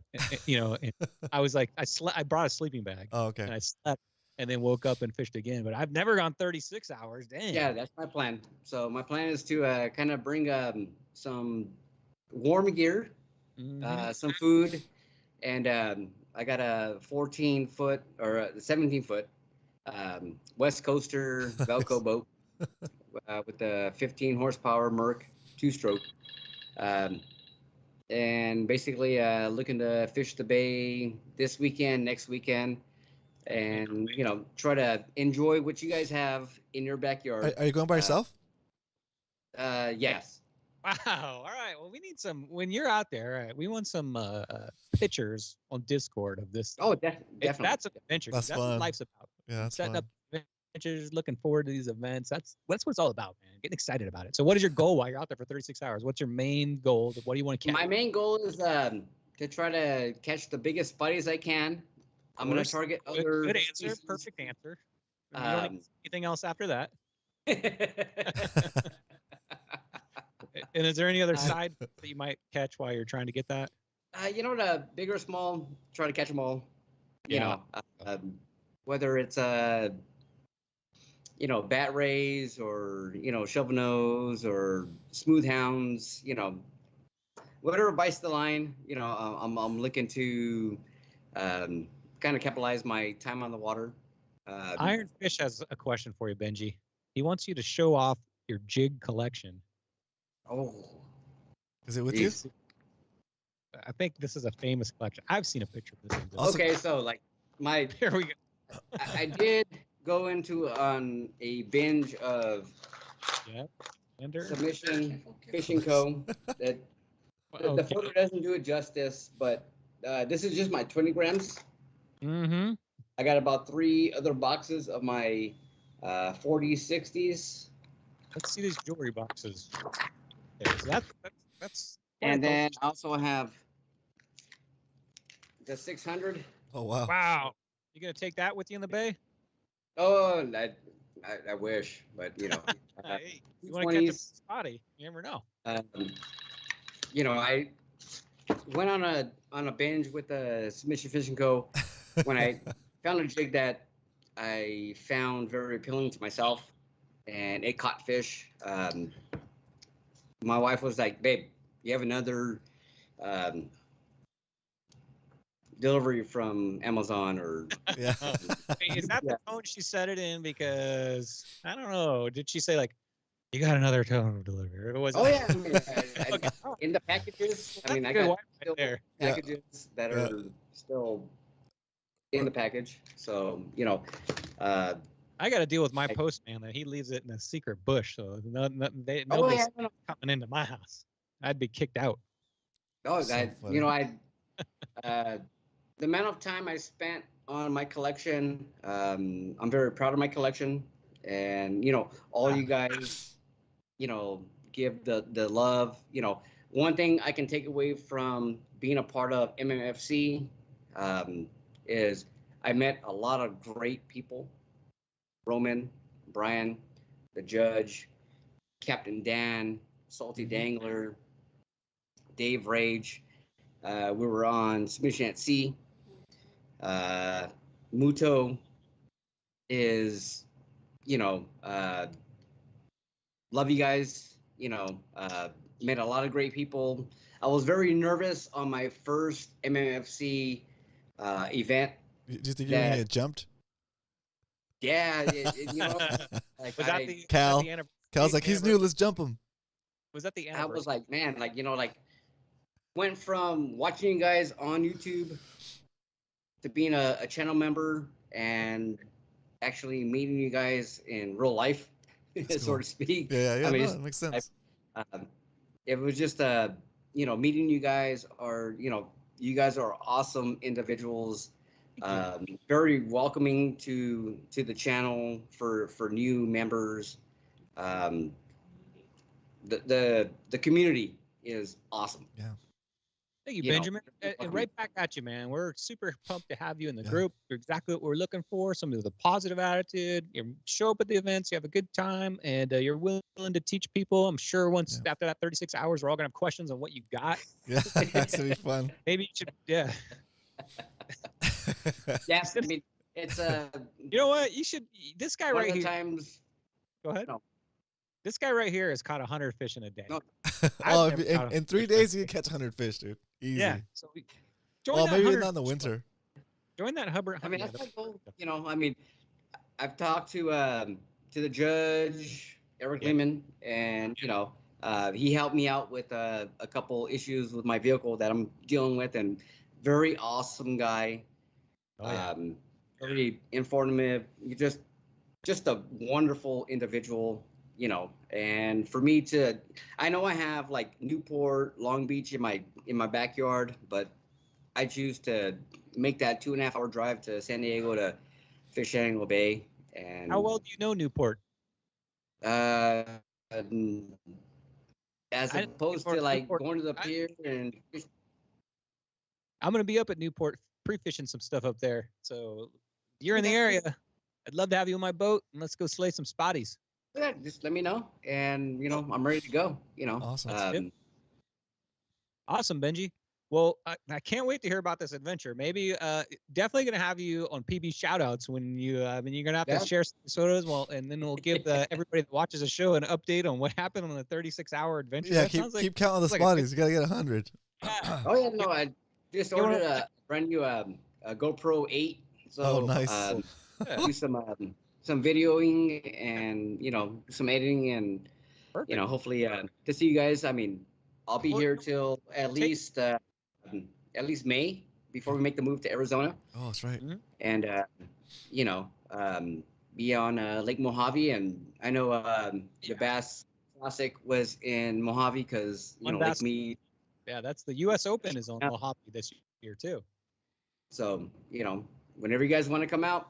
Oh, cool. You're always welcome to my home, and you know, fish the lake, and you know, love you guys. I'll be out there. I'll be out at Mojave October 16th for the U.S. Open. So. Okay, well. Oh yeah, you're out Very there. cool. Meet up, Benjamin. So take some GoPro video on this 36-hour adventure. Roman has it set up now for PB shoutouts where you can download a video. Oh, So yeah. maybe it'll be the very first That's video true. I've ever shared on PB shoutouts. Let's try to make that happen. Tight lines, be safe out there. I mean, Look forward to seeing you on the water, Benjamin. Thank you for being a great part of this community. Thanks, Benji. thank you, Brian. Thank you, you. Roman. Awesome. Good having Benji on. We'll take Benji out with a round of applause from the rest of the audience. Thanks, Benji. Have a good night. Nice job. Good job. Thank you. Enjoy that. 36 hours, Roman. That's awesome. So good. I went out for the overnight. It was on 4th of July weekend, and I just didn't want to deal with the traffic. So I'm like, I'm just stay the night. Look, you got like 80 degrees out. When you get out in that in December at the middle of the night, your boat. Yeah, in the middle of the night, that's rough. But the field docks have food, I think. All right. And then the Valley High sometimes you can order and pick it up at the dock. I remember Jet did that way back in the day. Jet, I think, he ordered salmon. There's some options there. Jet ordered like salmon from the Valley High and went over there on his kayak. Like waitress brought it out, and it's like I remember that. That was a long time. I think it was Jet. Oh, that's so all right. fun. Next up, you guys know this guy all the time. Fishy is one of the fishiest guys on the show. That is Coach Worf. Coach Worf coming in. I haven't even switched them on yet. Give me a second. Oh my gosh. Sorry. All right, guys. So let me just while he's doing that, I'm gonna go through my Christmas list because this is probably the last chance at it. Number 7, Rudolph the Red-Nosed Reindeer, 1964, December 6th, holds up really good. That one, if you have kids, they have to watch that. Number 6, Scrooge. Number 5, Arnold Schwarzenegger in 1996, Jingle All the Way with Sinbad. And the fighting over Coach, that's a good one. That was a good fighting one. over the Turbo Man. So if you haven't seen Jingle All the Way, trust me, guys, it's awesome. It sounds weird, Arnold Schwarzenegger in a Christmas, but he pulls it off, man. I can't see anybody else doing that. So Basically, it's the parent's worst nightmare. He's got to go out and find the last minute, like the Tickle Me Elmo toy, the toy that everybody wanted, and it's totally sold out. Well, Arnold has a trip trying to get one. Sinbad's in it. All comedy. Yeah, That's so fun. movie reviews are back, Kevin. All comedy. I give Jingle All the Way 4 out of 5 max as far as Christmas movie goes. It's definitely a watch. Which one is on your list? What number? That is number 5. Awesome. Jingle. All right, bringing in Coach. It's Worth TV. Let's go, Coach. Chee!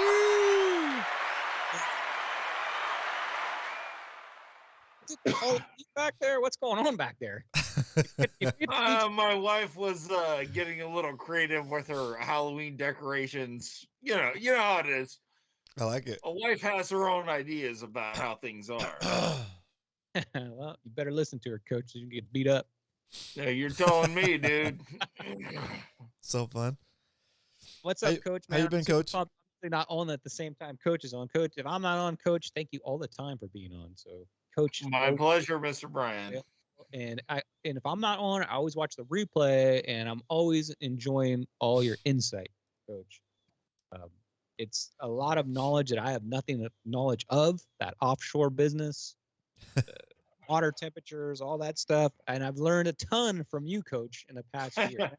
And my Coach lingo, I'm starting to figure it out a little. You got your own little words you use, and I'm always like, "What the heck is he talking about?" And then after you talk about it a little bit, I can kind of piece it together. I know what it is, some kind of weird jig or knot. That's Old so school fun. fishing term. Well, I mean, you have to understand, I've been around like a minute or two, so. Yeah. Very nice. So, Coach, how did you did all your fishing dreams come true this year? Does anybody's?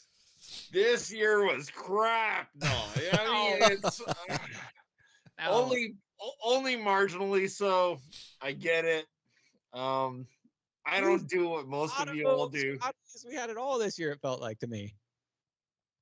Yeah, but I don't do any of that. So you have to understand. It's like, well,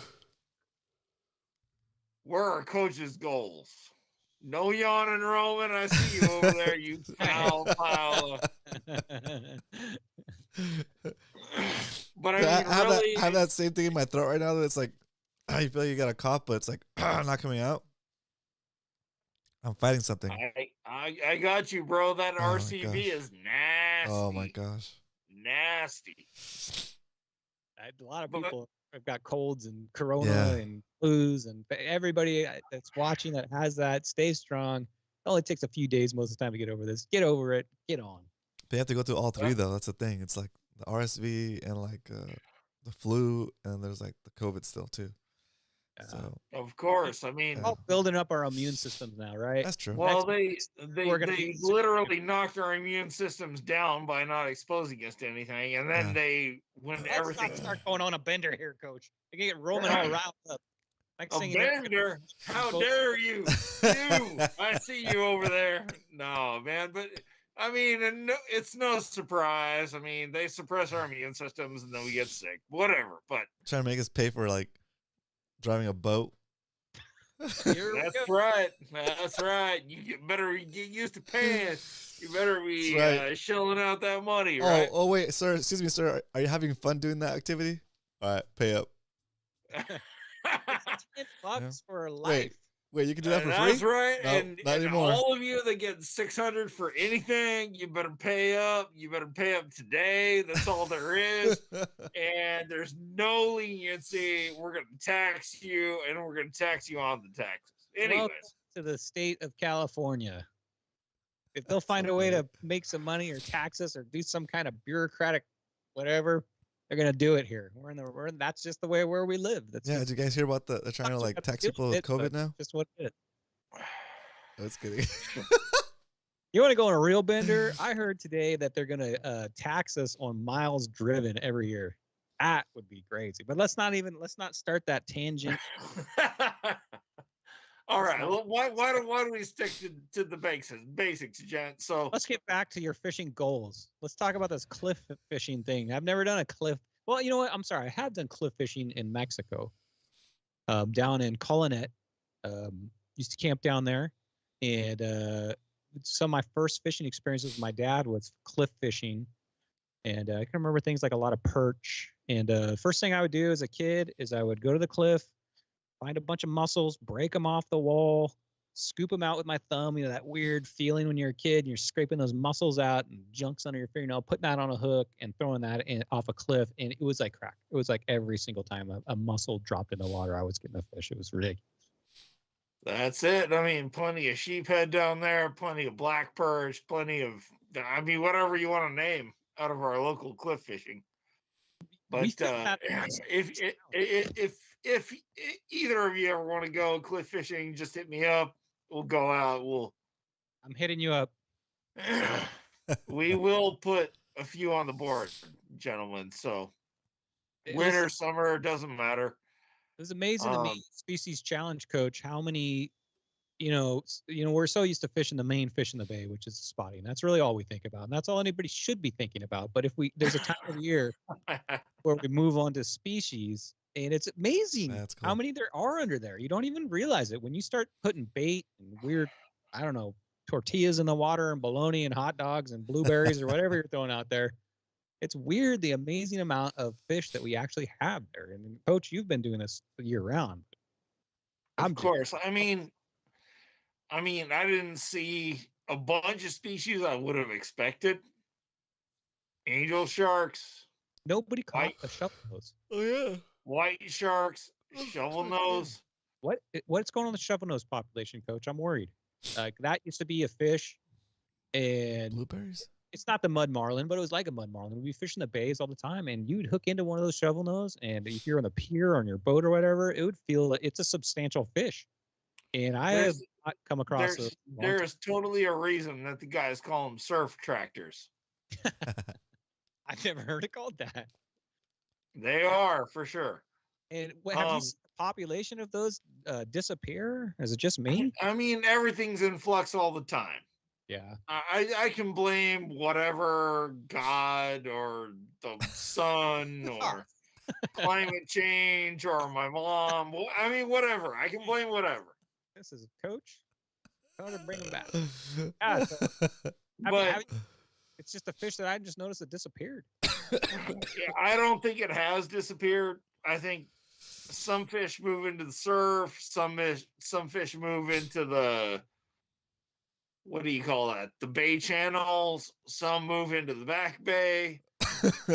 They will do whatever they have to do to survive. Yeah, that's true. So, I mean, we have our expectations as fishermen, and yes, next month, I'm sure some 200+ pound bat rays will be caught in the back of Mission Bay. I always try to think, like, I'm Mr. Limpid.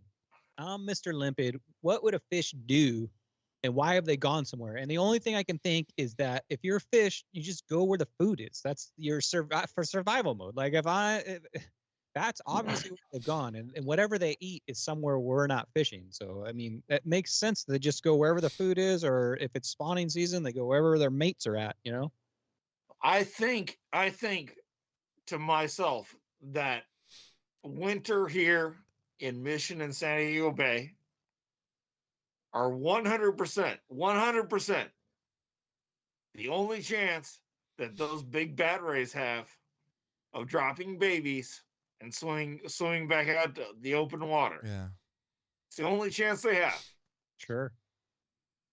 So during winter, ghost shrimp, razor clams. Oh yeah. Cockles. How do you get a razor clam? It's illegal anymore, but once upon a time. Fast forward, please. Yeah.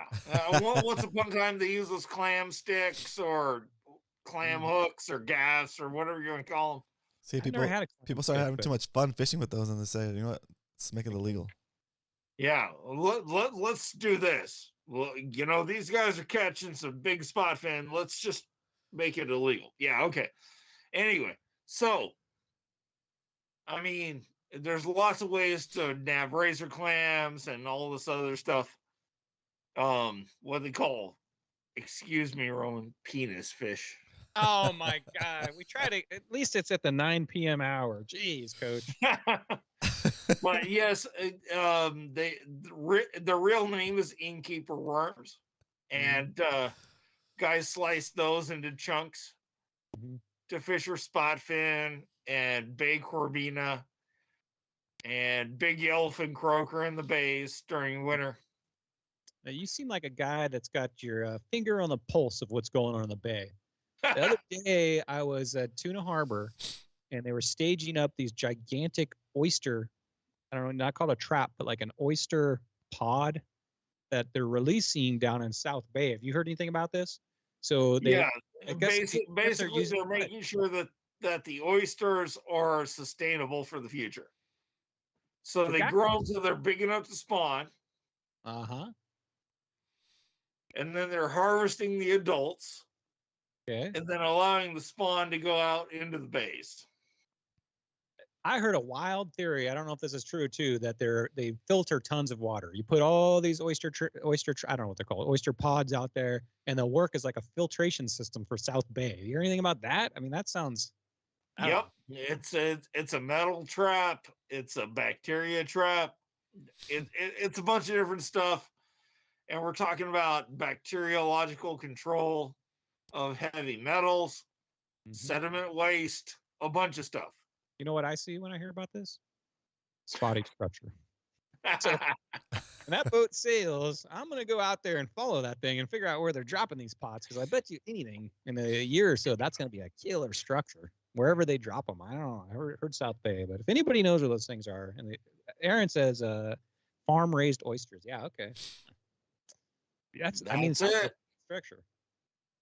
It's crazy. You wouldn't eat those though, right? That's like disgusting. Well, you have to keep in mind, right? Yeah. In terms of Mission Bay, pearls, I'm assuming, right? Maybe, but probably for meat. So, if we look at Mission Bay, if we look at San Diego Bay, if we look at the Salton Sea, which one of the three is a Class A waterway? Survey says Salton Sea. Just guessing. Salton Sea is a Class A waterway. Mission Bay is a Class B waterway, and San Diego is a Class C waterway. So, all these fisheries that we have in Mission and San Diego Bay are dirtier than the Salton Sea. Oh my God, that's impossible. Wow. I've been in the Salton Sea many times. You can't even breathe. You look at the shore, and all it is like bone dust of fish that have died in their dust, and it gets all that pollution from your area. That IB, when it dumped into there, all that farming pollution would go into water, and then it would flow right into there, and it's like 100%. So what does that tell you about San Diego Bay? That's disgusting. Don't eat anything out of the South Bay. That's it. So, I mean, my dude Martel, I love him to death. He's a super good dude. He's like, no, man, I'm gonna go down there and catch all those whatevers out of San Diego Bay. I'm like, you sure you want to do that? He'll be fine. How many buckets of anti-fouling paint got kicked off the scaffold by some 19-year-old seaman once upon a time? Wow. Hey. How many buckets of lead got dumped off the side of those boats? And he was like, I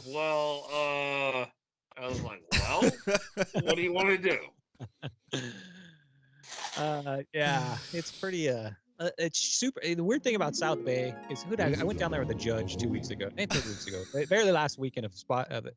And that place is so deceiving. It looks like it's 6 feet deep. You can ask Muto this too. And some parts of that South Bay at low tide are like this deep. It's like 2 feet deep. And low tide versus high tide makes a huge difference down there. Oh yeah, I've seen boats stranded down there. Little short story is I let Muto drive my boat, trying to teach him how to drive a boat, and went down there and I was trying to tell him to go in this deep channel. And Muto's just smiling, having a good time, listening to the Beastie Boys, and next thing you know, I look over and Muto's driving through the mud, and the back of my motor's like throwing up mud. push that Taekwondo dude out of the way and jump in there and get it off the mud. What? But the sad thing is there was like an elderly couple in a pontoon that he knew what we were doing. So they're like we're following right behind Muto, and the pontoon. When I say elderly, I'm talking really old. Gets stuck in the mud, and we keep going. And I was like, "Hey, Muto, should we go help?" And Muto's like, "Nah, forget those." No, I'm just kidding. And so I turned around, but they were so far in, there's no way I could throw them a rope. And we were just at the point where tide was going down. Oh So my gosh. the couple was going to be there for like another 8 hours. And I waved. I said, "I'm sorry," and Muto drove us in. But sorry if you're watching. I'm sorry you followed Muto. He was new. That's terrible. Sorry, Coach. I had to share that story about South Bay. I mean, South Bay is its own beast. You really have to get used to some shallow water stuff there. Yeah, I mean, So Don't what- follow what- Muto's boat in South Bay. sorry, go on ahead, gents. that's so funny. Go ahead. I was just reading chat. It's funny. So what do you have planned for the channel next year? Me? I am at 3,800 watch hours right now. Nice. Wow.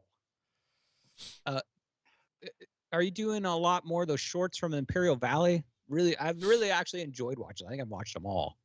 The Imperial Valley and our local cliffs too. I got tons of footage up. I'm trying to post videos every day. I just posted one a few minutes before Nice. we went on here, but I'm at 3,700 watch hours. Wow. I'm at almost 550,000 views, 590,000 Nice. views. Nice. That's good. Hey, I got a mean, question here. I would like to get to monetization. You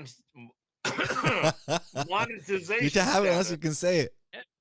Izzy wants to know: are we ever going to plan a trip to MMFC style trip to the Imperial Valley with Coach? That's up to you all. That's up Yeah. to you and you. Can you imagine? How many- It's only partially up to that guy. Can you imagine how how many people would people react fit if in there was like a gang of people? That's all. Yeah. How many people can we fit in that Crown Vic? 10, maybe. All right. Put Muto and Salty in the trunk, the rest of us in the front, and we'll boogie.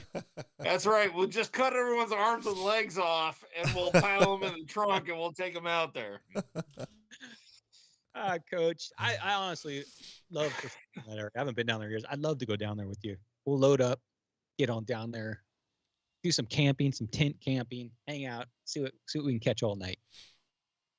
You folk, let me know. Let me know what you want. Gotta get a little bit warmer for me though. At night down there, right? It's probably in the 20s. right? On Wednesday, I am fishing again with Sven Goes Fishing, who is a YouTube channel that's on the rise right now Nice. here in SoCal. Where are you fishing? Imperial Valley or San Diego? We've been fishing the cliffs. He wants to go fish the valley, but schedule hasn't really lined up, so probably keep fishing the cliffs, either Sunset or La Jolla. I mean, I guess we'll see how it all works out, but he and I made a great couple of videos. The first one did really well on his channel and mine. Nice. And the second one poses something similar to do the same. So, I Very mean, I good. guess we'll see. But I'm fishing with him again on Wednesday because I just happen to have it off on work on furlough. So we will see how he and I do. But anybody that wants to do what I do what Sven and I do, please hit me up. Please, come on, let's go. Let's get some footage. Let's catch some fish. Let's fry some fish. Come on, man. Let's go. Let's go. Nice. So when you and Swen go out, make sure you take some pictures because these guys want to see what happened, and I'll get you on PB shout outs when we get back from break. So take a lot of pictures, Coach. Always love talking to you. You're probably one of the fishiest dudes I've ever talked to and known. Thank you so much for being part of this community, Coach. You're always answering questions. You're our fish ID guru. Guys, just be thankful we got Coach in this club. He's an awesome, awesome dude. If you've never met him, take him up on his offers. I would. You'll learn a lot from this guy. Thank you, Coach. You bet, Brian. Take care of yourself, Roman. Thank you, sir. Much love to both of you gentlemen, and get after it in the new year. My years could have been lackluster other than a crazy summer catching opal. But much love to the both of you and everybody that's fished with me. And thank you especially to the judge. You are Mad Mac of the Year with good reason. Yep. Thank you for taking me out on your boat. Thank you so much for getting me on a good bite. I mean, I can't even say enough. I can't. Judge is a man, dude. Thanks, Coach. Very cool. Taking Coach out with the round of applause to Live Studio. It's Worth TV, guys. Let's go. Thanks, Coach. Jeez. Exclamation point, Worth TV in the chat. Salty Dangler requested to come on last. I don't know why, but thank you, Coach. Yes, Eric is the man. He's working right now. I'm sure he's watching. What's up, Eric? Bringing my motorhome in soon. What's up, Eric? Okay, I'm gonna give my why you getting Salty Dangler on here. My top 4 movies. Number 4, Home Alone, 1 or 2. I like them both. Came out November 16th, 1990. Remember seeing that in the theater the first time. It was so good. I made my parents take me to go see it twice as a little young lass. I'm not too young, but I was a young lass. You were a young lass? And you know what that is, right? I don't know. Something. A young girl. And, oops. I'm a young and made him take me because I kind of had like I thought I was Kevin McAllister. You know, I was like, oh man, that's exactly what I would do, right? When you're a little kid, that's what you thought. Number 3, of course, every Christmas this plays for 24 hours. I have to watch it every Christmas when I'm opening my gifts with my kids and everybody. It's on in the background. I watch it probably 6 times on Christmas. As that is the Christmas Story with Ralphie. Came out in 1983. Saw it in the Ramona Theater. Awesome. I love that. It's a classic Christmas movie. You'll shoot your eye out, kid. If you haven't seen that, please, guys, see the Christmas Story. Ralphie and his dad, Fragile. I mean, there's so many one-liners in that movie. Did you see that? That glue on purpose. Hey, did you see they're making like a part 2? It's not. It's like he's older in the movies. But it's the same actor. Yeah, my brother saw it. He said it was actually pretty good. So yeah, I'm looking forward to seeing that. I'll probably watch that this time. Okay, my number 2, almost number 1, is Chevy Chase. Man, the guy is just hilarious. 1989, this came out, dude. And his cousin, where he's emptying the motorhome.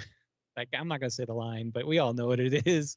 When he's emptying the sewage into the pit, that's probably the funniest things I've ever seen as a kid. Came out in 1989, and that's Christmas Vacation. Oh my gosh! If you guys haven't seen Christmas Vacation, that to me is like I don't really ever give Max a 5.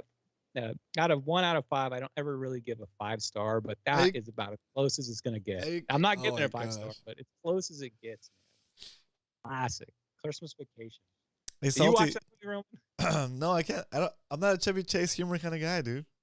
Gosh, have you never seen Christmas Vacation? I've tried watching it so many times. I just can't get over his like style of comedy. Please give it a shot. Turn off your phone, put it to the side, turn everything off around you, and sit and watch that movie. It is hilarious, man. There's so many good one-liners out of it. I wish Izzy they re-released it at the theater. Yeah, Ramona Theater's gone, man. It sucks, Izzy. Oh, really? And the number 1 Christmas movie, Hans Gruber, 1988. I was too young to see it because it was rated R, and I wasn't allowed to see a rated R movie. But when I finally got to see it on VHS, man, it was awesome. That is Bruce Willis, and that is Die Hard. It is my favorite. I cannot go without it. And Roman, I'm going to be back in 1 minute. All right, go for it. Oh, my gosh. Thanks for the heads up. What's up, guys? Salty, I'm trying to call you, but it's saying I see you're connected, but it doesn't show your camera, and I can't hear you. Allah. Best Christmas movie ever. Number 1. I'm overdoing the list. Number 1 is Bloodsport. Check it out. It's got red in it. Christmassy. It's about awesome. Okay, I see you. Nice. But I can't hear you. Oh.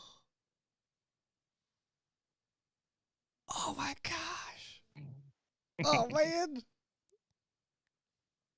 Oh, did you wrap him? Oh, it's too. Nope. Oh my gosh. All right, hold it down. Hold him down. Oh my gosh, Brian, let's go. I'm trying to do a show here. Let me get this set up. This is awesome. Brian hasn't seen anything yet. Give me a sec. This is awesome. I'm freaking out, man. No, all right, I'm back. Sorry about that. All right, give me a second. I gotta get Salty on here. Whew. Yes, Die Hard, right, Kevin? Man. So if you haven't seen Die Hard, it's incredible. It is the Christmas movie. And God rest his soul, Hans Gruber. He played Hans Gruber. To me is his number one role, but also Professor Snape in Harry Potter. All right, coming in. Sorry to interrupt you, Brian. We got to do this because I don't want somebody to get impatient. Coming in live, it's Mr. Salty Dangler, Dan Mason himself. Woo! What's up, guys? I seem to have a new club member. You have a new club member. This is one of two.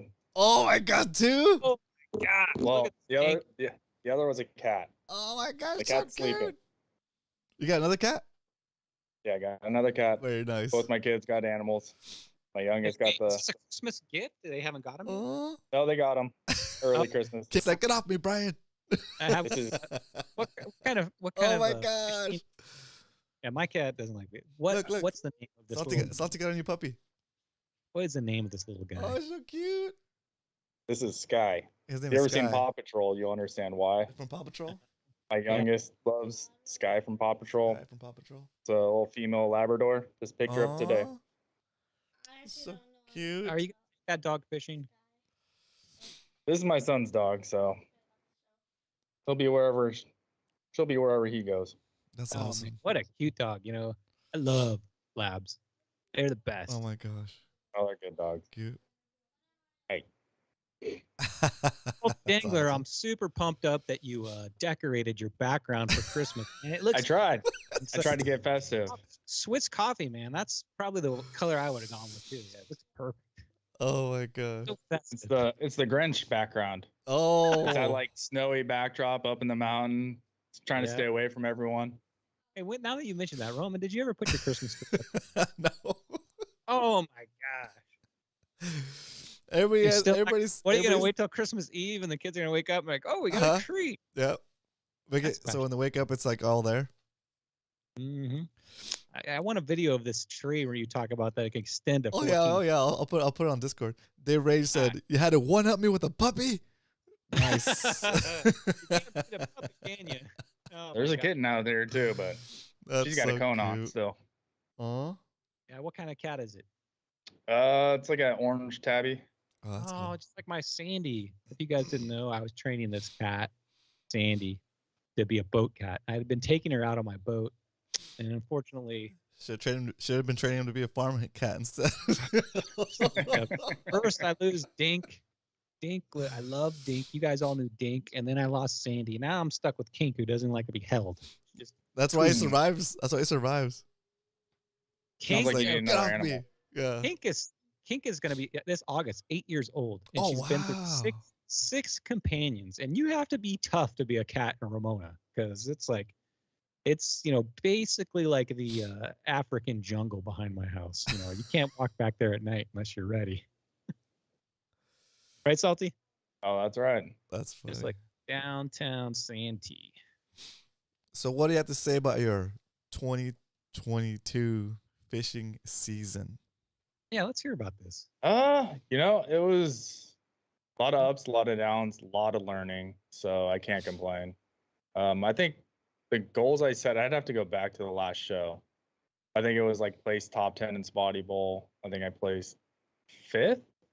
That's pretty good. That's awesome. I also got the opportunity to do the SBS series with Brian, which was awesome. A lot of learning, a lot of new areas, just knew everything. Just a whole different world. Yeah, the judge is on. Sorry, the judge he said probably a homeless camp behind Brian's house. Judge, can you please, can we Skype you so you can end this show with us? We can't end Salty. Let's end with the Mac of the Year. Let's keep So going. Salty, let's talk about the SBS experience, man. I had a great time fishing this. This is the first year I fished from SBS, and it's a saltwater bass series, and we learned a lot together, man. I mean, we pre-fished. We and Salty went through some experiences together. That, oh my gosh, what was it, Marina? No, where were we at? Marina Long- Del Rey. That was storm some kicked in. rough. We were about days. miles down shore, and some storm kicked in, and we couldn't go more than 5 miles per hour. Yeah, that was a long wet ride back. We got back to the dock. It looked like we had jumped in a swimming pool. It was just nonstop water over the front of the boat, over the sides, and there's nothing we could do. We just sat there and we're just miserable. And it was so bad when we were coming back, because we were pretty tight to the shoreline, that there was a lifeguard on the beach flashing his lights, basically telling us to get off the water. We're like the only boat out there. It was that probably one of the most memorable and miserable and memorable experiences at the same time of 2022 was that moment right there, Salty. I forgot about the lifeguard. Yeah. I learned how to back up a trailer. Oh, yeah, that's good. Do it in the most stressful situations possible. You got 55 boats coming off the water all at once. Oh, Everyone's okay. like Let me set this up professional, for you. backing up trailers and launching boats. I'm like, oh, I guess I've backed up a trailer one time. Let me try this. It's all these sponsored boats backing in real quick. Oh, you know, all these $100,000 rigs, and I'm like, Salty, I'm gonna drive the boat on the trailer. You've got to back the trailer. And so I give him about a 3 or 6 minute lesson on how to do it. And I said, all right, you got it, right? He goes up there and there's all these boats and you have to basically thread the needle between all these boats. And do it like a champ, man. A 36-minute lesson, do it like a champ. Pressure though, the pressure. Pressure is, yeah. Yeah, but then also the MMFC trips. Islander trip was awesome. The pickle run was amazing. Mine and Dario's trip offshore in our kayaks. That was another cool. memorable trip. A lot of memories made, a lot of stuff learned. Still fell short of the yellowtail this year. I hit La Jolla only probably 3 times this year, and then the Islander trip. So not too many opportunities. Biggest opportunity was obviously the Islander trip. Couldn't get it done. Kevin, take this guy out to La Jolla and give him a few pointers and catch yellowtail. I've been hanging out with Salty Dago for like 6 years, and he's always out there. Get Kevin. I did hook up on yellowtail once on the Submission at Sea charter challenge. Charter boat. I remember that. And it ran me under the bow. I guess I didn't get to the back quick enough, or I don't know. You were on it for like a good 10 minutes, no? 5-10 minutes? No. It was like running at the boat, and I was coming down, and the deckhand had me going down back to the stern of the boat, and kept going, and then it got kind of held up because that back corner kind of gets congested. And by the time I was able to get under everyone that was sitting on that corner, it already had wrapped up underneath the rudder, the prop. It wrapped in something. Yeah. And it is what it is. It's fishing, right? I think we want to see you get it on your kayak, though. I would like to get on anything. Anything at this point, yeah. Anything at this point. But I didn't spend that much time in La Jolla in the kayak, so it's I can't blame anybody. You know, I was doing SBS, I was doing Spotty Bowl, I was doing all these other trips. So to find time to get out to La Jolla was tough this year. Mm-hmm. So Salty, are you entering Spotty Bowl this year? Have you decided yet, or are you taking a year off? I have no idea. Okay, that's what I thought. Yeah, so yeah, that one's still up in the air. Life's been really crazy past 6 months, and I only have so much available time, and I'm trying to figure out where I'm going to be putting I'm still going to fish. I just don't know where I'm going to be able to put my time. Gotcha. Now life catches up, man. That's all right, because the bay will always be there for you when you're ready. The nice I might enter it just for the off chance I get out there and go after some side pots, or go out there for just take a win on a few sessions or something. We'll see how it plays out. Cherry pick May and April, and oh yeah, February. No, February I'm staying home. February Mission Bay. Nope. I don't Hold again. April, May, man. Drop that 76-inch number on everybody and be like, all right, I'm out. Yeah, just one and done it. If you guys don't know, Salty Dangler in the very first Spotty Bowl, when it was like marathon time, I mean, me and Salty fished many times where we're like bell to bell, which was 6 a.m. to 8 p.m. This guy right here set the most legals, I think, caught in a season, and also the most legals caught in a day, if I'm not right. Or are we tied on that? So, No, not. You catch The day 16 was a day? 18. 18 legals in a day. That was my best Spotty day to this date. And I remember that day because we were fishing side by side. You know, come on, Roman, what are you grinning about? You guys fish side by side. Problem here. We're in different vessels. We fish side by side in the same vessel too. It's fine. Yeah. There's no secrets around here. Exactly. So I remember I was catching fish, and you're like 14-inch, 14-inch, because you were like trying to upgrade. You were disappointed on every fish you caught that day because you were I think and you had a really good bag, so you were looking for the 16 plussers, and man, I just remember that moment where you're like throwing like 14 inches over the side, like, nah, I don't want that. That's tiny. I'm like, I think my upgrade on that day was like 14.5, 14.75, and it was, I think I had 4 over 15. I was trying to hit the last 15. I couldn't get it. I think my last was 4.75. I think that's what it was. I was really trying to get that full bag of 15s that day. Yeah, I mean, so you did really good the first year. You got what, 6th place, 7th place? First year, I think it was the same thing. I think I placed 5th both seasons. 5th both seasons. All right, that's really good. I mean, especially season 2. There was that season 2 was packed with slayers, man. It was. They saw what happened with season 1 and like, oh man, I can beat all that. And dude, people came out of the woodworks for season 2. I mean, we had like Jig Jig Pow in there. You know, we had all these guys that didn't fish the first season. Oh, that's right. They came in and the competition was fierce. Second season, we had Chad from Hookup Baits, who pretty much wins everything he enters, and he came in. So it's gonna be interesting this year too if all these slayers enter again. See what happens. The competition season 2 really, it really went up. For sure. That and the fishing, it seemed like it was tougher for me. I don't think I got a single win the second season. Yeah. I wasn't pre-fishing as much either. I think it was just I was stretching myself out between all the other events. If you're talking about Masters category only, I think there was only like 3, maybe 4 people that even got a win that year. It's like, it was tough to win one of those. It was tough, man. There were some big numbers thrown out, way bigger. Because I remember very first Spotty Bowl, like round 1, a big number was like 62, 65, in the winter. And then very first of season of the next year, we were throwing out like 73, 74 in January. And I was like, wow, that's where this thing's going to go this year, huh? Okay. Last January was different, though. That's true. It was not the same January we had the year before. Last January was fire. And then February came and it was back to the same old, same old winter grind. I personally love the winter grind. I think that's what makes you a salty angler when you have to go out there and just try to squeeze out 5 fish in your allotted time. I think that's where you really earn your money. You know what I mean? In April, May, you're just dropping and everybody knows where they're at and you're just pulling them in and upgrade. But to just get 5, like we had the WTF event this weekend, and I think there was 10 of us out there, and I think out of all 10 of us, I think only 8 fish were caught. Dude. At all 10. And we fished. What's that? That was on a Saturday, right? It was on last Saturday. 10 of us out there. We're fishing from Kid Caster poles though, so I mean it handicaps us all quite a bit. But it was difficult.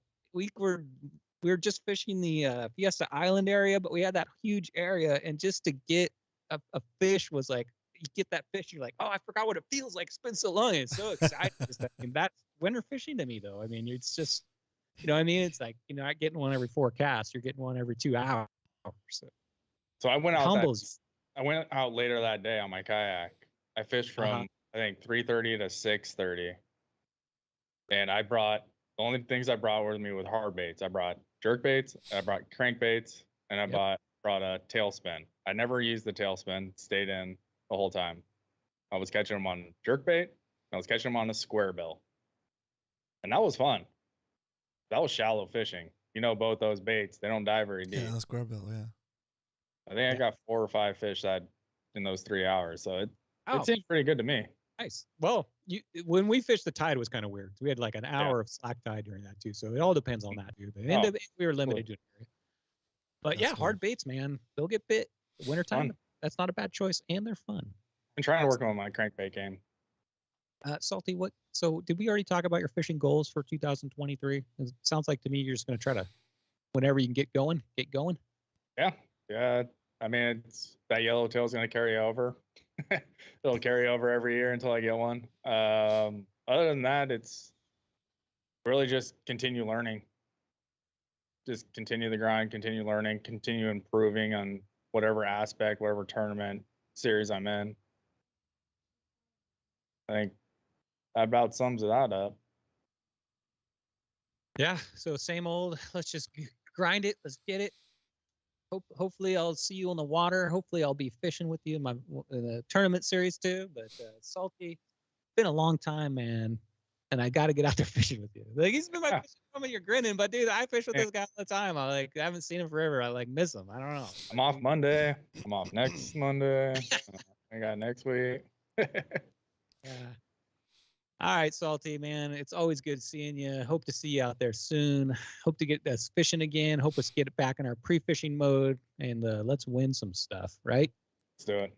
Nice. All right. Nice. So tight lines. Merry Christmas. Merry Christmas. Merry Christmas. Have Happy a great- holidays. Thanks for taking the time.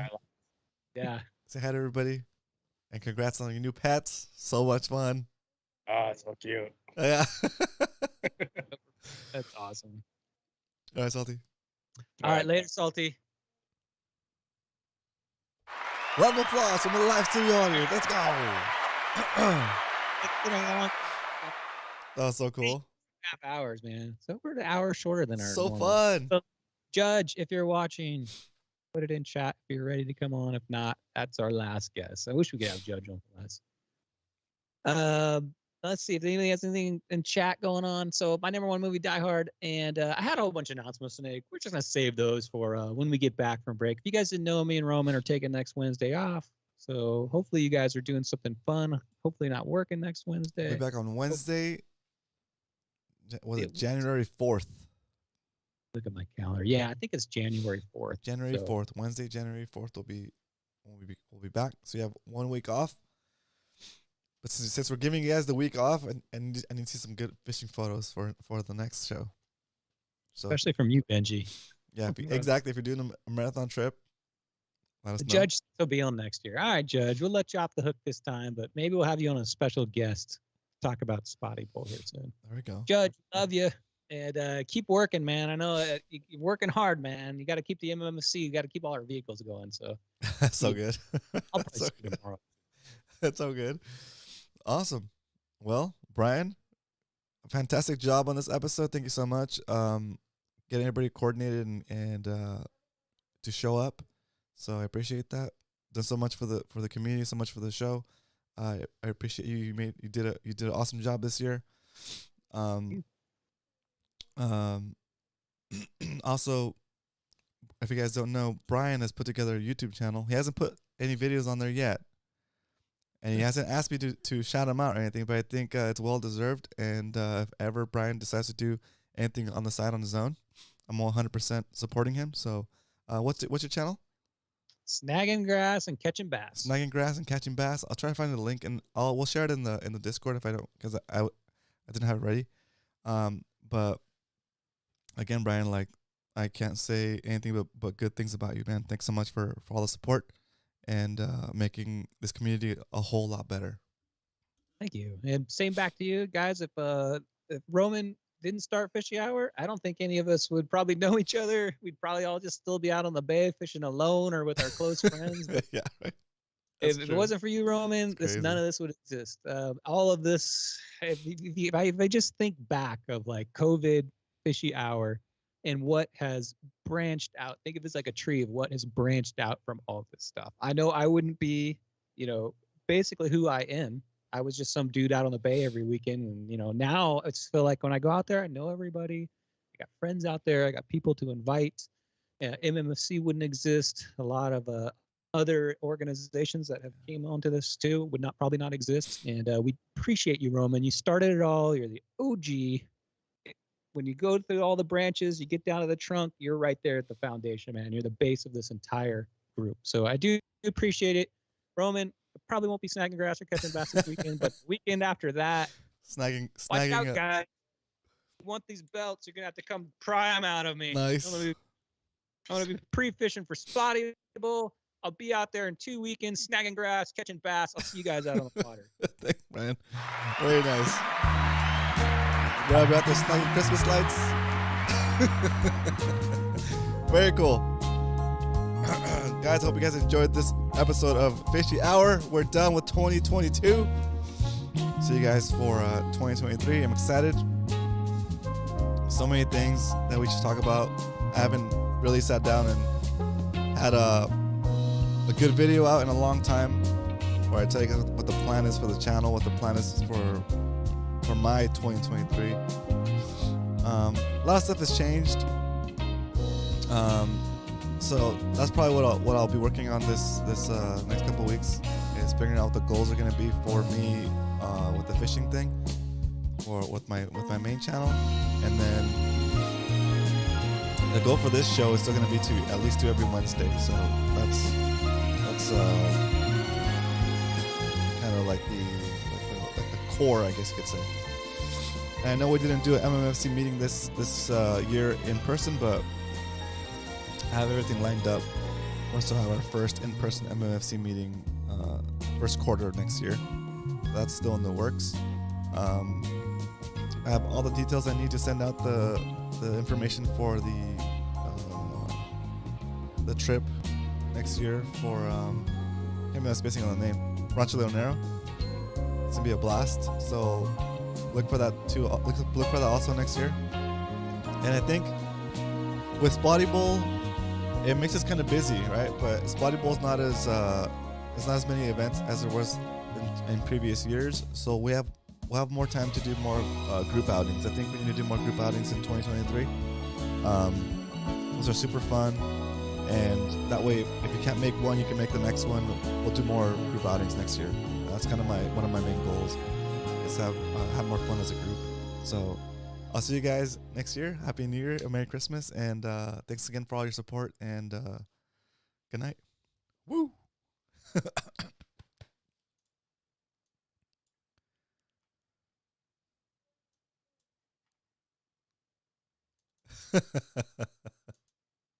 My cough, dude. It's